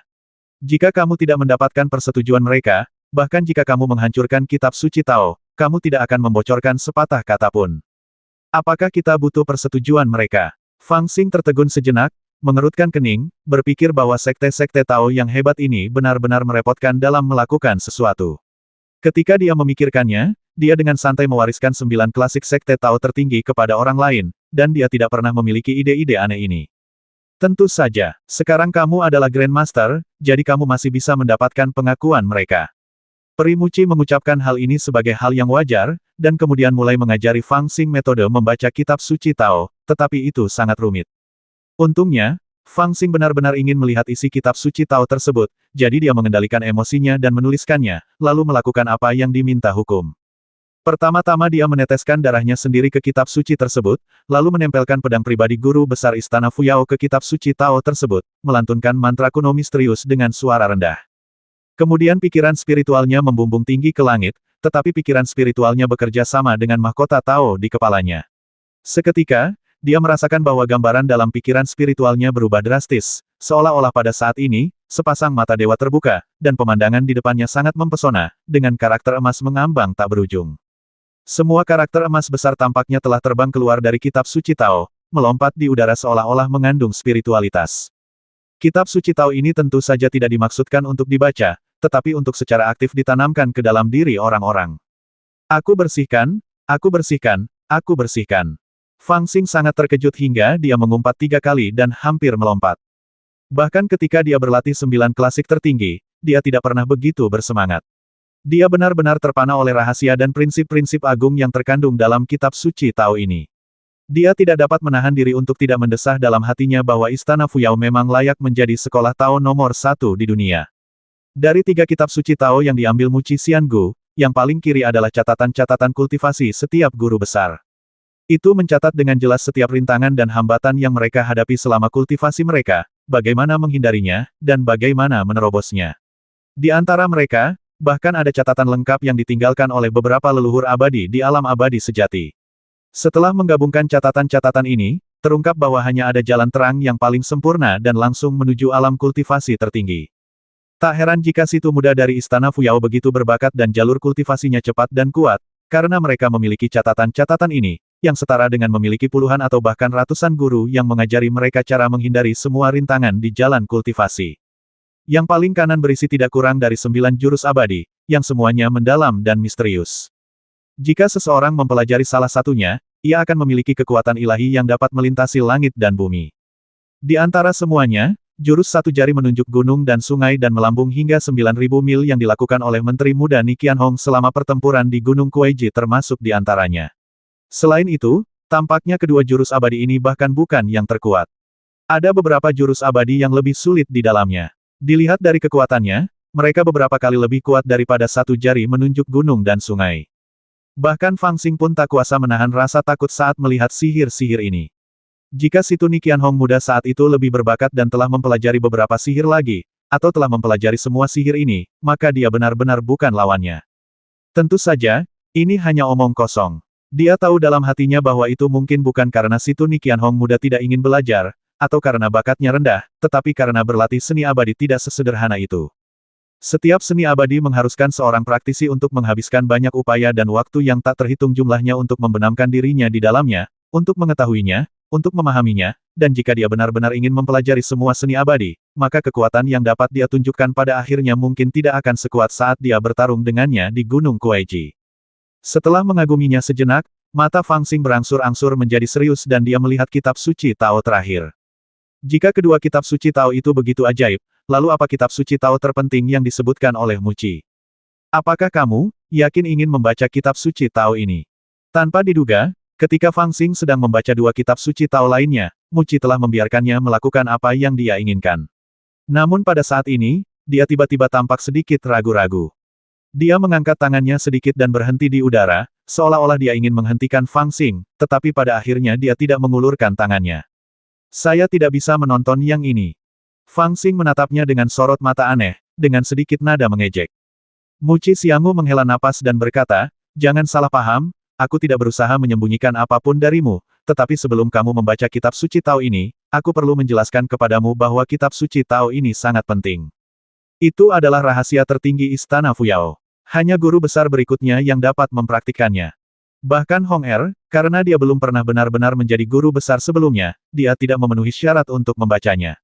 Kamu sekarang adalah guru besar ke-36 Istana Fuyao, jadi kamu secara alami memenuhi syarat untuk membacanya dan bahkan mempraktikannya. Tetapi aku masih ingin mengingatkanmu bahwa setelah membaca isi kitab suci Tao, tidak peduli seberapa ajaib mantra yang tercatat di dalamnya, kamu harus menekan dorongan hatimu dan tidak mempraktikannya. Kamu membacanya tapi tidak mengamalkannya. Melihat dia serius, mata Fang Xing langsung menjadi bingung, bertanya-tanya apa yang dia khawatirkan. Novel terbaru diterbitkan pertama kali di Liu 9 Suba. Saya tidak sedang menyombongkan diri, kitab suci Tao ini pasti bisa disebut yang terkuat di antara semua seni abadi tertinggi Tianyuan. Sangat sedikit di dunia ini yang dapat dibandingkan dengannya. Bahkan banyak kitab suci rahasia dan seni aneh yang dibawa oleh 9 peti mati tidak banyak yang dapat dibandingkan dengan kitab suci Tao ini. Alasan mengapa semua guru besar berturut-turut dari Istana Fuyao saya dapat tak tertandingi di 9 surga dan tidak kalah dari siapapun adalah karena praktik kitab suci Tao ini. Oleh karena itu, sulit bagi praktisi di dunia, terutama mereka yang memiliki bakat luar biasa seperti Anda, untuk menahan amarah dan tidak berlatih setelah melihat kitab suci Tao ini. Tetapi saya harus mengatakan bahwa Anda tidak dapat mempraktikkannya sekarang. Daripada mengambil risiko ini, lebih baik menahan diri dan tidak membacanya. Peri Muci mungkin bermaksud baik, tetapi kata-katanya malah membuat Fang Xing semakin gatal. Mengapa kamu berbicara begitu tidak menyenangkan? Aku hanya ingin bertanya, apakah aku benar-benar Grand Master Istana Fuyao sekarang? Fang Xing memiringkan kepalanya dan bertanya dengan serius. Peri Muci berkata dengan tegas tentu saja. Fang Xing bertanya lagi kitab Tao ini hanya bisa dipraktikkan oleh Grand Master Istana Fuyao, kan?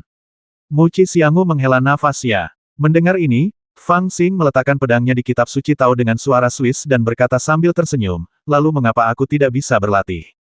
Peri Muci ingin menghentikannya, tetapi sudah terlambat. Wajahnya penuh dengan rasa malu, dan dia bahkan merasa sedikit malu untuk berbicara karena meskipun kamu adalah guru besar ke-36, kamu tidak memiliki selir yang tumbuh bersamamu. Ketika dia berbicara, sesuatu yang aneh telah terjadi dan dia tidak dapat melanjutkannya. Fang Xing telah mengaktifkan metode rahasia dan menyerap isi kitab Tao, mengubahnya menjadi karakter emas besar, yang ia masukkan ke dalam lautan kesadarannya sedikit demi sedikit. Saat ia memahami isi yang tercatat dalam kitab Tao, ekspresinya berangsur-angsur menjadi bersemangat. Terkadang ia dipenuhi dengan keterkejutan, terkadang ia tertawa terbahak-bahak, terkadang ia kagum, dan terkadang ia mengerutkan kening, seolah-olah ia dirasuki oleh setan. Haha, haha, akulah satu-satunya di dunia, akulah satu-satunya yang berkuasa, aku membasmi para dewa dan menghancurkan Taoisme, sungguh cara yang hebat untuk membasmi para dewa di masa sulit. Saya ingin metode ini, metode penyembelihan abadi di masa sulit. Sulit untuk menggambarkan keterkejutan yang dirasakan Fang Xing ketika ia membaca isi kanon Tao ini. Muci benar-benar tidak berbohong. Ini memang kitab suci Tao tertinggi. Tidak heran bahkan Yang Situni Qianhong tidak pernah mempraktikkannya, karena kitab suci Tao ini hanya dapat dipraktikkan di atas tahap Naschen Soul. Pada saat itu, ketika dia bertarung dengan Fang Xing, Yang Situ baru saja memasuki tahap Naschen Soul dan belum sempat memahaminya. Dalam keadaan saat itu, jika dia telah memahami kitab suci Tao ini, dia mungkin tidak akan bisa bertarung dengan Fang Xing lagi karena dia akan terganggu. Kitab suci Tao ini terlalu kuat. Bagi para praktisi, terutama mereka yang mempraktikkan cara kultivasi pertempuran, godaannya terlalu kuat karena kitab suci Tao ini sama sekali tidak termasuk dalam kategori seni abadi.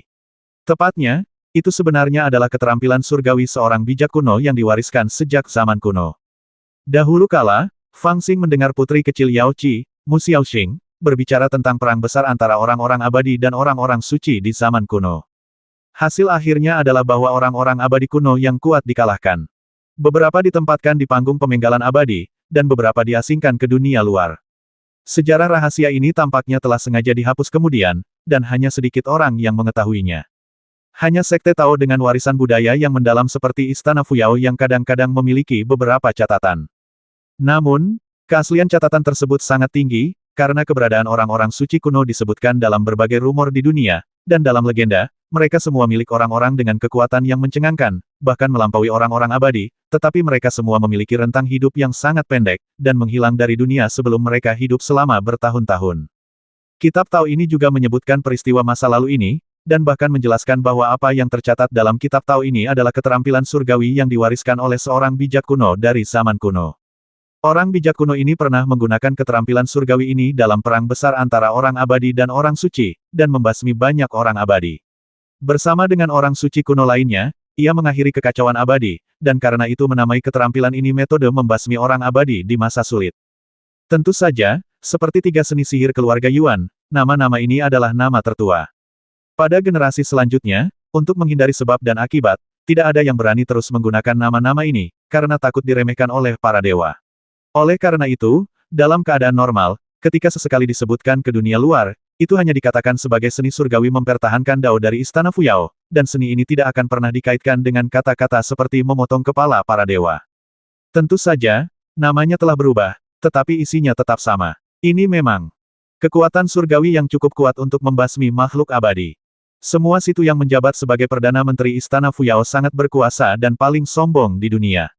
Rahasianya ada di sini.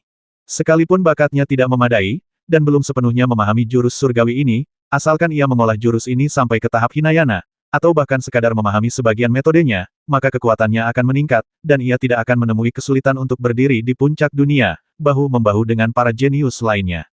Namun, setelah membaca lebih lanjut tentang isi teknik ini, wajah Fang Xing yang awalnya gembira juga menunjukkan sedikit kesungguhan, dan kemudian kesungguhan ini berangsur-angsur berubah menjadi keterkejutan, dan bahkan tampak sedikit sedih.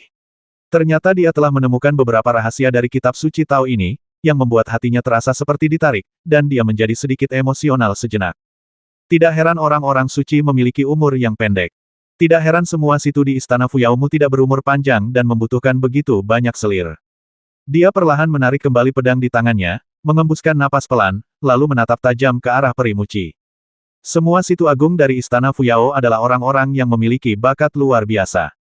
Kekuatan mereka akan berada di puncak dunia di era manapun. Namun, hanya sedikit dari situ yang kuat ini yang berumur panjang.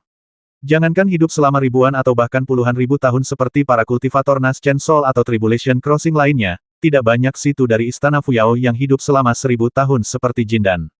Inilah sebabnya mengapa ada puluhan situ sebelum dan sesudah keberadaan Istana Fuyao, meskipun sejarah keberadaannya hanya puluhan ribu tahun. Hampir setiap 1000 tahun. Dan inilah alasannya, keterampilan yang diwariskan oleh orang-orang suci kuno itu kuat, tetapi itu tidak berarti mereka baik. Mereka yang berlatih kultivasi mencari umur panjang dan keabadian, tetapi orang-orang suci kuno sebenarnya bertentangan dengan konsep ini. Jalan yang mereka ambil di awal adalah sama dengan jalan orang-orang abadi, tetapi yang benar-benar membedakan mereka dari orang-orang abadi adalah ketika mereka memotong jalan mereka sendiri menuju umur panjang. Itu adalah jalan yang sangat kuat, tetapi itu bukanlah jalan menuju umur panjang, dan itu bahkan merupakan jalan yang memperpendek umur seseorang. Semua situ berturut-turut dari Istana Fuyao, karena praktik kitab suci Tao ini, kurang lebih telah memulai jalan ini. Oleh karena itu, mereka kuat, dan karena ini, mereka semua memiliki umur yang pendek. Aku mengeluarkan taktik ini dan menaruhnya di sini untuk menunjukkan kepadamu bahwa Istana Fuyao tidak menyembunyikan apapun. Rahasia terbesar dan hal-hal tersembunyi yang terbesar dapat ditunjukkan kepadamu. Selain itu, di saat-saat kekacauan, kami juga berharap kekuatanmu dapat ditingkatkan, semakin cepat semakin baik. Namun, aku tetap tidak ingin kamu mempraktikkan taktik ini. Pertama, biaya untuk mempraktikkan taktik ini terlalu tinggi. Bahkan jika aku, Istana Fuyao, menyelamatkan hidupmu, aku rasa aku tidak memenuhi syarat untuk memintamu membayar harga setinggi itu. Kedua, sulit untuk mempraktikkan taktik ini. Benar-benar terlalu sulit. Semua menteri besar, bahkan mereka yang memiliki 3.000 selir, masih sangat berhati-hati saat mempraktikkan taktik ini. Bahkan tidak banyak yang mempraktikkannya hingga tahap Hinayana. Kebanyakan dari mereka hanya menguasai beberapa metode dan berhenti. Muci Xianggu menghela napas dan berkata dengan tulus, lagi pula, kamu baru saja memasuki Istana Fuyao di tengah jalan, dan kamu tidak memiliki seorang pun pelayan untuk berlatih bersamamu. Para murid perempuan di daerah ini adalah milik Hong Er, dan kamu tidak dapat menyentuh mereka. Selain itu, mereka tidak dapat membantumu jika mereka tidak mau. Jadi, aku tetap menyarankanmu untuk menyerah dan melupakan semua yang baru saja kamu lihat, agar tidak gagal dalam latihanmu dan melukai dirimu sendiri. Siapa bilang aku tidak punya selir yang memperlakukanku dengan baik? Fang Xing tidak menanggapinya dengan serius setelah mendengar itu. Sebaliknya, dia memutar matanya ke arah Muci Xianggu dan gadis lainnya. Maksudmu, Muci Xianggu teringat sebuah kejadian di masa lalu dan tahu siapa yang dia bicarakan. Dia tersenyum pahit tetapi menggelengkan kepalanya lagi itu tidak cukup. Sama saja dengan tidak ada apa-apa. Tapi aku punya cara lain. Fang Xing kembali menampakkan raut wajah puasnya dan berkata sambil tersenyum kamu harus menggunakan cara itu agar tidak tersesat. Itu karena kamu memang bodoh dan hanya bisa menggunakan cara bodoh seperti itu. Tapi aku berbeda denganmu. Aku punya banyak cara. Xiao Men saja sudah cukup. Meskipun ekspresinya tampak main-main, Peri Muci menjadi lebih serius saat mendengarkan dan menyadari bahwa dia tidak bercanda. Setelah beberapa lama, dia berkata dengan serius, lalu jika kamu ingin berlatih teknik ini, apakah kamu tidak takut umurmu akan berkurang? Dulu kamu bilang kamu sudah bertanya tentang aku dan mengerti aku, tapi kalau kamu memang mengerti aku, kamu pasti tidak akan menanyakan hal ini. Fang Xing menjawab dengan sangat lugas. Sambil tersenyum tipis, dia berkata, awalnya aku adalah seorang bandit kecil. Aku mengikuti 9 pamanku untuk merampok rumah, membagi emas dengan timbangan besar, makan potongan daging yang besar, dan minum semangkuk besar anggur. Hidupku sangat nyaman, tetapi tahukah kamu mengapa aku mempertaruhkan nyawaku untuk memasuki dunia kultivasi? Itu karena ketika kami hidup bahagia di lembah Guiyan, datanglah seorang kultivator. Nah, sekarang tampaknya dia sama sekali bukan seorang kultivator, tetapi hanya seorang anak kecil di alam gerakan spiritual. Dia menunggangi seekor elang besi dan memegang pedang besi. Dia turun dari langit. Dengan 1 orang dan 1 pedang, dia membasmi semua saudara di lembah Guiyan kami. Aku sangat takut sehingga aku merangkak keluar dari lubang guk-guk dan melarikan diri. Saat dia berbicara, suaranya perlahan-lahan merendah itu sangat mengerikan. Pemandangan itu benar-benar membuatku takut, aku hampir mengompol, atau mungkin aku sudah mengompol tetapi terlalu takut untuk menyadarinya. Namun sejak saat itu, aku menyadari bahwa ada orang-orang di dunia ini yang begitu kuat, jadi aku bersumpah bahwa aku pasti lebih kuat dari orang itu, jadi aku bergabung dengan Sekte King Yun, mempelajari metodenya, mengikuti jalannya, dan akhirnya membasminya, dan kemudian berjalan selangkah demi selangkah ke tempatku sekarang.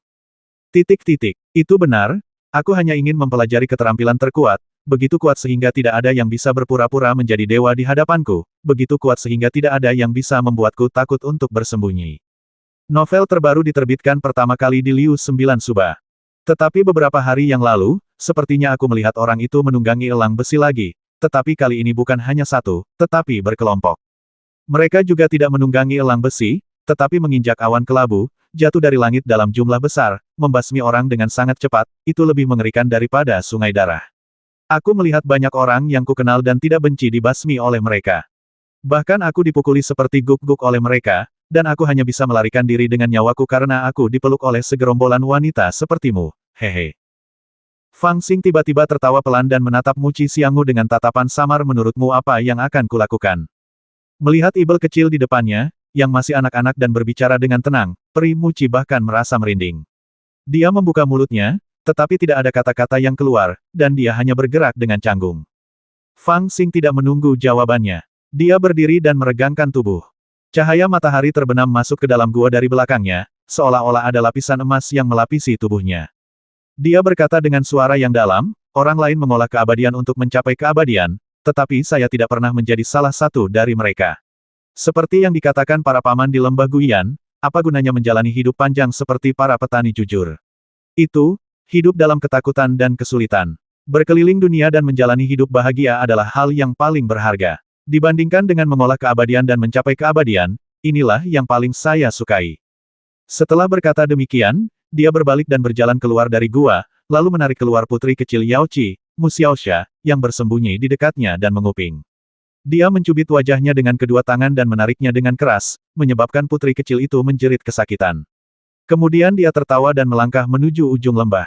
Suaranya yang jernih terdengar dari jauh. Aku lebih suka menjadi kakek yang berumur pendek daripada cucu yang diselingkuhi selamanya. Dahi, putri kecil Yao Qi agak linglung melihat pemandangan belakang ini, dan dia bahkan lupa untuk maju dan membalaskan dendam Fang Xing karena mencubit wajahnya. Setelah beberapa lama, dia menghela napas panjang dan berkata kepada peri Muci di sampingnya, orang menyebalkan ini sangat tampan. Di Shenzhou, atau dalam kesan para kultivator Tianyuan, Istana Fuyao merupakan yang ortodoks di antara yang ortodoks. Dari hal kecil saja sudah terlihat bahwa Istana Fuyao tidak berambisi menjadi kaisar tersembunyi seperti keluarga Nanzan Huangfu, tetapi ketika orang lain menyebut wanita-wanita Yao Qi, mereka tetap akan secara tidak sadar memanggil mereka putri. Alasannya adalah Yao Qi, yang mewarisi tradisi Tao Yao Qi kuno dan menguasai hutan Pantao, dan Istana Fuyao yang kuat, yang selalu dibanggakan dunia, memiliki keagungan dan pengakuan keluarga kerajaan dari banyak sudut. Namun, Fang Xing menemukan setelah kontak yang lebih dalam dengan kanon Tao tertinggi Istana Fuyao bahwa fondasi kekuatan tak terkalahkan Istana Fuyao yang ortodoks ini dibangun di atas kanon Tao pedang yang tidak konvensional. Tak dapat dipungkiri bahwa kitab suci Tao ini sangatlah kuat, tetapi juga sangat sulit untuk dipraktikkan. Hanya yang tidak bisa tumbuh, dan hanya yin yang tidak bisa tumbuh. Di sebuah gua tersembunyi di lembah, Fang Xing bergumam pada dirinya sendiri, mencoba mencari tahu harga dan jalan yang benar untuk mempraktikkan kitab suci Tao ini. Jadi, jika Anda ingin mencapai keabadian, Anda perlu menjaga keseimbangan yin dan yang Anda miliki setiap saat. Inilah asal mula jalan yang harus dipatuhi oleh setiap praktisi. Jalan ini sesuai dengan prinsip langit dan bumi dan dapat disebut jalan surga. Namun, metode membasmi makhluk abadi di masa sulit ini bertentangan dengan surga. Tidak hanya tidak mengikuti keseimbangan ini, tetapi juga dengan sengaja merusaknya, menyebabkan kekuatan seseorang menjadi tidak terkendali dan bertabrakan satu sama lain, mencapai kekuatan ilahi yang mengerikan yang jauh melampaui apa yang dapat dikendalikan seseorang pada tingkatnya sendiri. Namun, dengan cara ini, serangan balik terhadap diri sendiri terlalu kuat. Tidak hanya akan ada serangan balik saat melakukan kekuatan sihir semacam ini, tetapi juga saat berlatih secara normal. Serangan balik ini tidak dapat dihindari, dan kita hanya dapat mengendalikannya dalam tingkat tertentu untuk menghindari serangan balik yang terlalu kuat dan menghabiskan rentang hidup kita sendiri sekaligus. Strategi yang sesuai yang dibuat oleh Istana Fuyao adalah 3.000 pelayan wanita. Para pelayan wanita ini bukanlah koalisi itu, mereka juga bukan pelayan biasa. Mereka adalah sejenis ramuan yang dapat meredakan serangan balik. Mereka menggunakan energi yin mereka yang murni dan bersih untuk mengencerkan tingkat setiap serangan balik. Tidak heran wanita itu berkata bahwa tanpa pembantu, seseorang tidak dapat mempraktikkan teknik pembasmian abadi ini. Alasannya adalah karena sangat mudah tersesat saat mempraktikkan teknik abadi ini.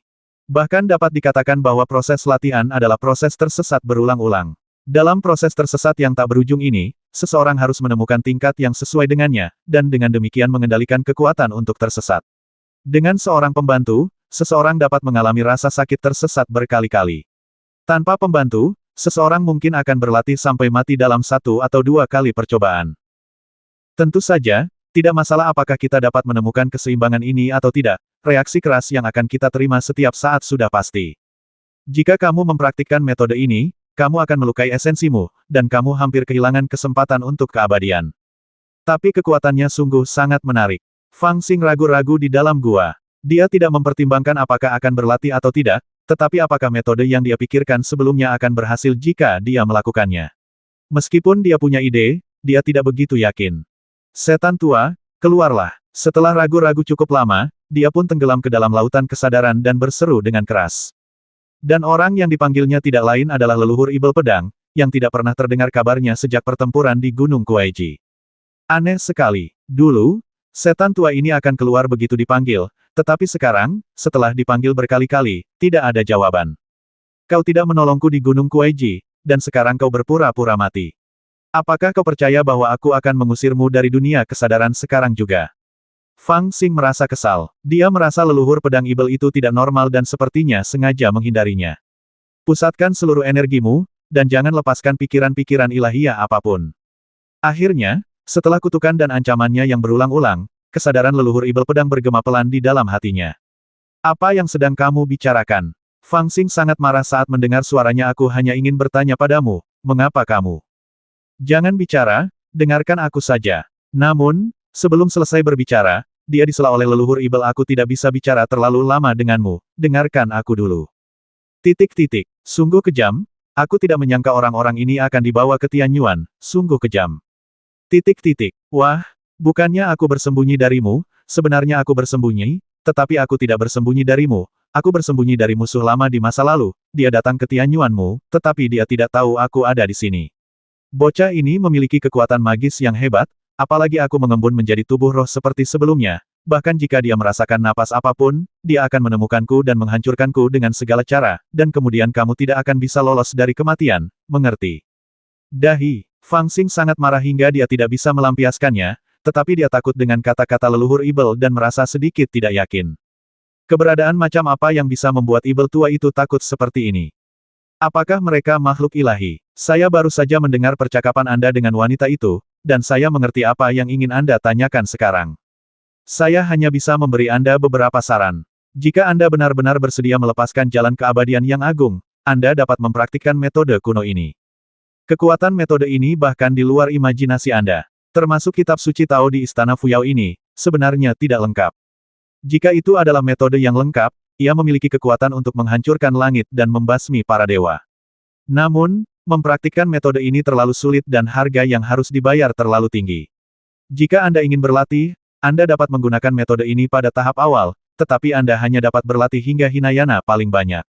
Selain itu, menggunakan Yuanyin wanita itu untuk meredakan serangan balik belum tentu merupakan satu-satunya cara. Saya juga punya cara untuk meredakan datangnya serangan balik ini. Hehe, saya sudah memberitahu Anda sebelumnya, saya yakin Anda masih ingat. Baiklah, aku tidak bisa terjaga terlalu lama. Orang itu sangat kuat dan akan mampu merasakan keberadaanku. Ketika kau menemukan tempat yang dapat sepenuhnya mengisolasi kekuatan langit dan bumi, aku, sang leluhur, secara alami akan muncul dan memberitahumu segalanya. Mendengar suara leluhur Ibel berangsur-angsur melemah, Fang Xing hampir kehilangan kesabarannya. Hei, kamu belum selesai bicara. Sayangnya, leluhur Ibel tampak sangat takut. Tidak peduli seberapa keras dia berteriak, dia akan bersembunyi dan menolak untuk mengatakan sepatah kata pun. Orang menyebalkan tua ini selalu membanggakan dirinya sendiri sebelumnya, tapi aku tahu dia sebenarnya tidak bisa diandalkan. Fang Xing mengeluh dengan getir, berpikir bahwa orang menyebalkan tua ini biasanya sangat sombong, selalu mengatakan bahwa dia pernah menjadi eksistensi yang dapat menghancurkan langit dan bumi, tetapi pada akhirnya, dia disegel dan dibuang kembali ketika dia datang ke Tianyuan. Sekarang setelah dia akhirnya terbangun, dia telah ditakuti oleh eksistensi tertentu di antara para dewa dan tidak berani mengatakan sepatah kata pun. Bagaimana dia bisa menjadi master sama sekali? Tampaknya dia tidak seberani aku. Namun, jika metode ini memungkinkan, maka saya dapat berlatih dengan tenang. Dia bergumam pada dirinya sendiri, ekspresinya berangsur-angsur menjadi serius, lalu perlahan-lahan dia merentangkan telapak tangannya, dan seberkas cahaya spiritual berangsur-angsur tumbuh di telapak tangannya. Setelah beberapa saat, itu berubah menjadi penampilan lain dari dirinya, seperti hidup, dengan aura yang mencengangkan. Jika ada seseorang di dekatnya, mereka akan terkejut menemukan bahwa ini juga merupakan jiwa yang hanya miliknya sendiri, dan auranya lengkap, bukan gangguan. Itu hanyalah roh sejati yang dapat dikirim langsung ke reinkarnasi, tetapi kebetulan lahir dari asal yang sama dengan jiwanya sendiri, yang sangat aneh. Mungkin tidak ada orang lain di dunia ini yang sepertiku, Ibel di luar dan orang suci di dalam, dan aku mampu memotong jiwa kembar dengan satu pedang. Fang Xing bergumam pada dirinya sendiri, orang lain yang mempraktikkan kode itu takut kecenderungan untuk tersesat dan kerasukan akan sulit dikendalikan, jadi mereka sangat berhati-hati di setiap langkah. Namun, saya tidak takut. Saya menggunakan relik Wan Lingdan untuk memurnikan inkarnasi, lalu menggunakan jiwa ini untuk mengendalikannya. Kemudian, saya dapat mempraktikkan kode ini tanpa khawatir. Bahkan jika saya mati karena tersesat, selama saya baik-baik saja, saya dapat meregenerasi jiwa ini. Ini sama saja dengan saya terus-menerus mendorong dan bereksperimen, hingga saya menemukan cara yang aman dalam proses tersesat yang tak berujung, dan kemudian saya dapat mengisi kembali tubuh sejati saya. Ketika dia memikirkan hal ini, dia perlahan-lahan menjadi bersemangat dan matanya berbinar. Pada saat konferensi abadi kesengsaraan, Paman 11 menunjukkan kepadanya jalur kultivasi jiwa kembar, yaitu berkultivasi secara terpisah dan kemudian bergabung menjadi satu pada akhirnya. Itu sangat membantunya. Itu seperti menyiapkan jalur kultivasi khusus untuk jiwanya yang unik. Novel terbaru diterbitkan pertama kali di Liu 9 Suba. Bagaimana keadaan di luar? Sementara Fang Xing berusaha meningkatkan kekuatannya, 3 peri Yaoci dan banyak pelayan serta murid istana Fu Yao juga tidak tinggal diam. Mereka mengirim banyak murid untuk mencari tahu berita dari dunia luar dan mengatur retret mereka sendiri. Namun, pada hari ketiga, sekelompok murid yang telah dikirim untuk mengumpulkan informasi kembali dengan panik. Peri Musin dan yang lainnya segera menyadari bahwa ada sesuatu yang salah dan datang untuk menanyakan. Ini sangat merepotkan. Murid perempuan yang baru saja kembali dari tim itu berkata, makhluk-makhluk klan dewa hampir memusnahkan semua pasukan Tao yang memberontak di wilayah tengah dan selatan Senzu, dan juga mendukung sekelompok pasukan Tao yang bersedia menjadi budak, menggunakan mereka untuk menguasai Senzu. Sekarang setelah situasinya sedikit mereda, mereka mulai mengirim sejumlah besar pasukan untuk membersihkan pasukan Tao yang bersembunyi seperti kita. Sekarang mereka telah mengirim beberapa pasukan ke pegunungan Tiangang. Dalam situasi ini, hampir mustahil bagi kita untuk bersembunyi tanpa ketahuan oleh mereka. Pergi saja, Peri Musian berkata dengan sungguh-sungguh begitu kita ketahuan, kita pasti akan menjadi target utama pengejaran para dewa. Tapi kemana harus pergi? Seorang murid perempuan yang keluar untuk menyelidiki mengerutkan kening. Sekarang ada antek-antek dan mata-mata klan dewa di mana-mana di luar. Sekte-sekte keji itu sama sekali tidak punya harga diri. Setelah mereka bergabung dengan klan dewa, mereka berebut untuk menemukan orang-orang seperti kita. Adalah baik untuk melakukan perbuatan baik di depan klan dewa. Begitu kita keluar, mereka akan menemukan kita, terutama karena kita membawa si kecil itu, dan das itu bersama kita. Dia sekarang adalah salah satu dari 7 kultivator manusia hebat yang ditawari hadiah tinggi oleh klan dewa. Aku tidak tahu berapa banyak sekte yang mencarinya. Siapa yang mencariku? Saat semua orang sedang mendiskusikan sebuah rencana, terdengar suara malas. Itu adalah Fang Xing, yang membawa labu hijau dan berjalan perlahan seperti sedang berjalan-jalan di jalan. Dia kebetulan mendengar apa yang dikatakan murid itu dan tampak sangat penasaran. Bukankah kamu masih berlatih tadi? Semua wanita sedikit terkejut dengan tindakannya yang tiba-tiba, dan Peri Musin bertanya sambil mengerutkan kening. Saya masih berlatih sekarang. Fang Xing menjawab, lalu tertawa, itu terutama karena aku melihat kalian sakit kepala seperti itu, aku benar-benar tidak tahan lagi. Peri Musin tahu bahwa dia telah mendengar percakapan mereka. Dia tergerak dan bertanya dengan tergesa-gesa, apakah kamu punya ide bagus? Tidak ada solusi yang baik. Fang Xing menggelengkan kepalanya dan berkata sambil tersenyum ada beberapa cara yang buruk. Menghadapi situasi yang sangat sulit di dunia luar, bahkan Peri Musin dan yang lainnya dalam suasana hati yang berat dan bingung. Tetapi ketika sampai pada ibel kecil ini, atau sampai ke mulut guru besar mereka sendiri, mereka punya banyak solusi. Beberapa peri dan bahkan murid-murid istana Fuyao sedikit tidak setuju dalam hati mereka, tetapi mereka tahu bahwa ibel kecil ini memiliki banyak tipu daya. Ketika kultivasinya biasa-biasa saja di masa lalu, dia telah mempermainkan berbagai sekte besar dan menyebabkan mereka banyak sakit kepala. Sekarang setelah kultivasinya meroket, dia pasti memiliki lebih banyak tipu daya, jadi mereka tidak berani mengabaikan kata-katanya, dan mendatanginya satu persatu, dengan wajah serius, untuk menanyakan apa yang sedang terjadi. Ceritakan dulu situasinya, biar aku mendengarnya dulu. Fang Xing memegang labu berkulit hijau dan duduk di atas batu, sesekali menyesapnya dan bertanya dengan malas. Murid perempuan yang keluar untuk mengumpulkan informasi tidak berbicara, tetapi pertama-tama melirik Peri Musin. Peri Musin tahu apa yang ada di pikirannya, lalu mengerutkan kening dan berkata, jangan bersikap kasar kepada Grandmaster, tapi kalau kamu tahu sesuatu, katakan saja padaku. Murid perempuan itu kemudian berkata, sekarang dunia luar penuh dengan mata, telinga, dan antek-antek dewa. Setiap jalan dan setiap puncak gunung dijaga oleh pasukan yang setia kepada mereka. Bahkan kekosongan di banyak tempat telah dilarang dan tidak seorang pun diizinkan berkeliaran dengan bebas. Namun, sebagian besar pasukan itu adalah sekte manusia. Tidak banyak makhluk dewa yang nyata. Jumlah dewa sedikit. Paling banyak, mereka hanya mengerahkan satu baris prajurit elit dan beberapa jenderal dewa untuk menjaga setiap area guna menghadapi perubahan apapun. Namun, mereka saling berkomunikasi, tetapi jika terjadi perubahan, pasukan dewa yang ditempatkan di segala arah akan segera datang membantu. Oleh karena itu, jika kami ketahuan, kami pasti tidak akan bisa melarikan diri. Setelah mendengar apa yang dikatakannya, Fang Xing mengangguk sedikit, menyesap anggur, dan memberi isyarat padanya untuk melanjutkan. Situasi dunia saat ini dapat ditebak. Ketika dia berada di Gunung Kueji, meskipun dia melihat makhluk dewa di seluruh langit, sebenarnya, itu hanya karena 3.000 makhluk dewa berkumpul dan menerobos masuk pada saat yang sama. Setelah mereka tersebar di Tianyuan dan bahkan di berbagai wilayah Senzu, makhluk dewa ini tampaknya jumlahnya sangat sedikit. Ini juga ditentukan oleh karakteristik makhluk dewa. Dia telah mendengar dari Muci bahwa makhluk dewa itu kuat dan akan tumbuh menjadi orang yang kuat, tetapi karena ini, garis keturunan mereka langka dan jumlahnya sangat sedikit. Tentu saja, ada banyak kultivator di benua Tianyuan, tetapi ada berbagai macam burung di hutan. Dulu di Gunung Kueji, meskipun ada banyak kultivator berdarah besi dan sombong di medan perang yang lebih suka bertarung sampai mati daripada berlutut dan menjadi budak, itu dulu dan sekarang. Ada banyak orang yang bersedia menjadi budak di benua Tianyuan. Sekarang kita dapat melihat bahwa ada banyak sekte yang telah menyerah kepada musuh dan menjaga daerah itu atas nama para dewa langka. Mereka hampir lebih berdedikasi daripada para dewa itu sendiri. Sekarang, ide telah diajukan untuk mencari pegunungan Tiangang secara menyeluruh dan menangkap semua pasukan Tao yang bersembunyi. Inilah yang dilakukan oleh para Taois manusia yang telah menyerah kepada ras alien. Para dewa itu masih bertempur di segala arah, dan situasinya tidak stabil, jadi mereka tidak punya waktu luang. Ketika para dewa mencari gunung, akan ada guru-guru tingkat jenderal dewa yang menemani mereka.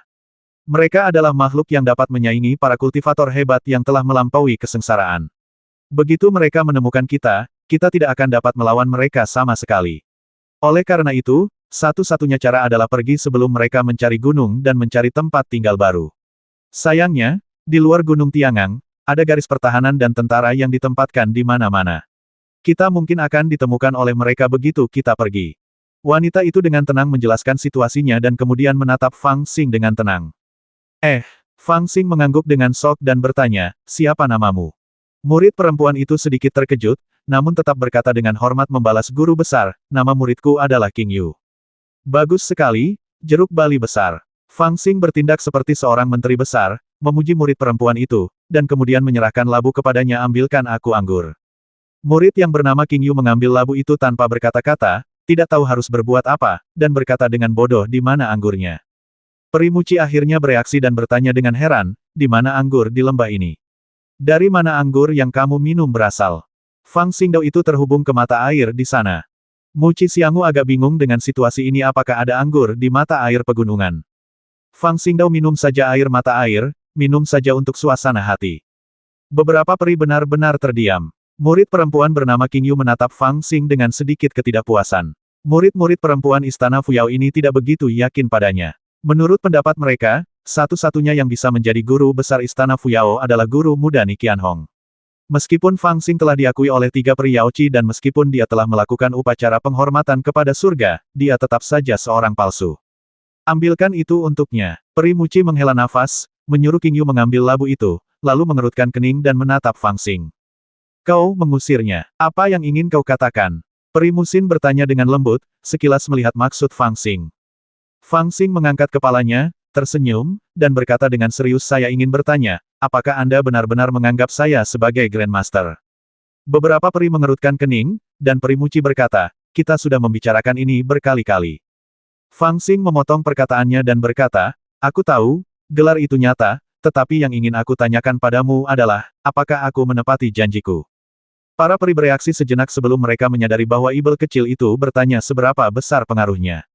Dia mungkin menyadari bahwa meskipun dia sekarang adalah guru besar Istana Fuyao secara nama, dia tidak memiliki banyak pengaruh di hati para murid perempuan. Bahkan jika itu masalah kecil, para murid perempuan akan terlebih dahulu bertanya kepada ketiga peri sebelum memutuskan apakah akan mengikuti pengaturannya. Jika bagus, itu penting. Beberapa peri saling memandang, tetapi hanya memberikan jawaban ini. Fang Xing mengangkat alisnya dan mencibir, jika kamu masih tidak percaya padaku, maka lebih baik kita tidak membahas hal-hal ini. Bagaimanapun, kamu telah menyelamatkan hidupku, dan aku adalah guru besarmu, jadi ketika kamu dalam bahaya, aku secara alami akan membantumu. Ketika menyangkut keputusan lain, aku tidak akan mengatakan sepatah kata pun dan membiarkanmu mencari tahu apa yang harus dilakukan, oke? Beberapa peri dapat melihat bahwa dia tidak puas dan tampak sedikit malu. Setelah bertukar pikiran beberapa kali, peri Muxinlah yang membuat keputusan terlebih dahulu. Dia menatap Fang Xing dengan serius dan berkata, ini salah kami. Jangan mempekerjakan orang jika Anda meragukannya, dan jangan meragukan orang jika Anda mempekerjakan mereka. Kami bertiga telah berlatih dalam pengasingan selama bertahun-tahun dan tidak peduli dengan urusan duniawi. Kekuatan kami tidak sebaik Anda sekarang. Itulah sebabnya kami ingin meminta Anda untuk menjadi guru besar sehingga Anda dapat melindungi ratusan murid di Istana Fuyao. Sekarang setelah saya pikirkan lagi, itu tidak sesuai dengan ide awal saya. Baiklah, jika Anda bersedia, maka semua urusan Istana Fuyao akan diserahkan kepada Anda. Tentu saja, jika kami bertiga merasa itu tidak cocok, saya harap Anda akan mendengarkan saran kami. Baiklah, sudah cukup. Fang Xing juga tahu bahwa ini adalah kesempatan langka untuk membuat ketiga orang ini membuat keputusan ini, jadi dia langsung setuju. Kemudian dia duduk tegak, berdeham, dan berkata dengan serius tentu saja, ini bukan tempat untuk tinggal lama, tetapi jika kamu ingin pergi, kemana kamu bisa pergi?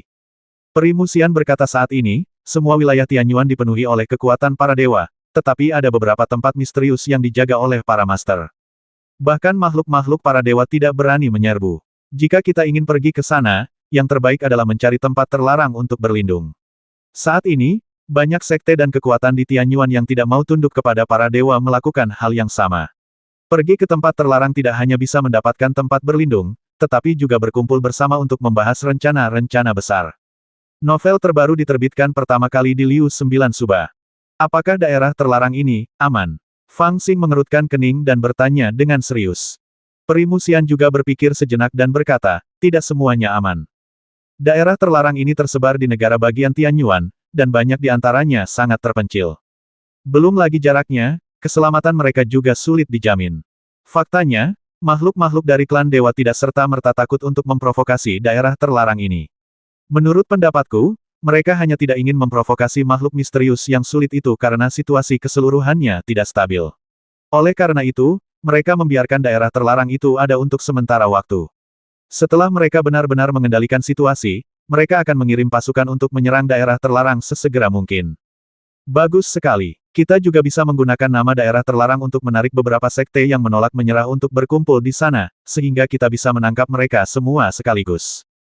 Fang Xing tertawa, kata-katanya mengungkapkan pikiran para dewa. Namun, setidaknya area terlarang itu aman untuk sementara. Lebih baik daripada berkeliaran di luar. Peri Musin berkata, lagi pula, daerah terlarang juga berbeda. Ada tempat yang tidak berani dimasuki para dewa. Ada yang mengatakan bahwa seorang raja dewa pernah menginjakan kaki di tempat itu, tetapi dia merasakan keberadaan yang sangat menakutkan dan segera mundur. Jika kita bisa pergi ke tempat itu, kita benar-benar bisa tenang dan kemudian berdiskusi tentang bagaimana menghadapi para dewa. Menakuti Raja Dewa, Fang Xing juga sedikit terkejut setelah mendengar ini, dan buru-buru menanyakan rinciannya. Tempat paling barat di Tanah Suci, Gunung Muliang. Peri Musin berkata dengan sungguh-sungguh, ada desas-desus bahwa ada ibel surgawi yang terkubur di sana, yang telah mati selama hampir 10.000 tahun, tetapi roh ibelnya tidak dapat dihancurkan. Para pembudidaya biasa tidak berani menginjakan kaki di area seluas 100.000 mil di sekitarnya. Beberapa orang berspekulasi bahwa roh ibel dari ibel surgawi itulah yang membuat Raja Dewa takut pada saat itu.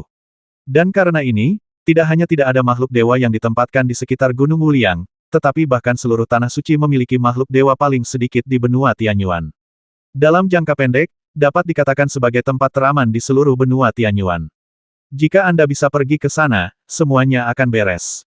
Tanah Suci, Gunung Wuliang. Setelah mendengar ini, Fang Xing mengerutkan kening, merasa agak familiar. Sayangnya, masalah terbesarnya adalah para dewa juga tahu bahwa banyak sekte ingin melarikan diri ke Tanah Suci, jadi mereka telah menempatkan banyak penjaga di sekitarnya dan melarang keras siapapun menginjakan kaki di sana. Jika kita ingin pergi ke sana, pertama-tama kita harus melewati garis pertahanan di tepi jurang ibel, lalu menyeberangi seluruh jurang ibel, dan dalam perjalanan kita harus berhadapan dengan antek-antek yang tak terhitung jumlahnya serta mata dan telinga para dewa. Perjalanan itu panjang dan penuh bahaya, dan itu tidak mudah. Tidak apa-apa, Pergilah saja ke Tanah Suci. Jangan khawatir tentang hal lain. Aku sudah menemukan solusinya. Fang Xing menepuk pahanya dan menenangkan diri, lalu tersenyum dan menjelaskan rencananya. Akan lebih baik jika dia tidak mengatakan apapun. Meskipun para peri agak skeptis terhadap kemampuannya, setidaknya mereka bisa mempercayainya. Namun setelah mendengarkan dia berbicara tentang ide dan rencananya, wajah mereka menjadi pucat pada saat yang sama, dan mereka tidak dapat menahan keinginan untuk mencekiknya sampai mati. 1040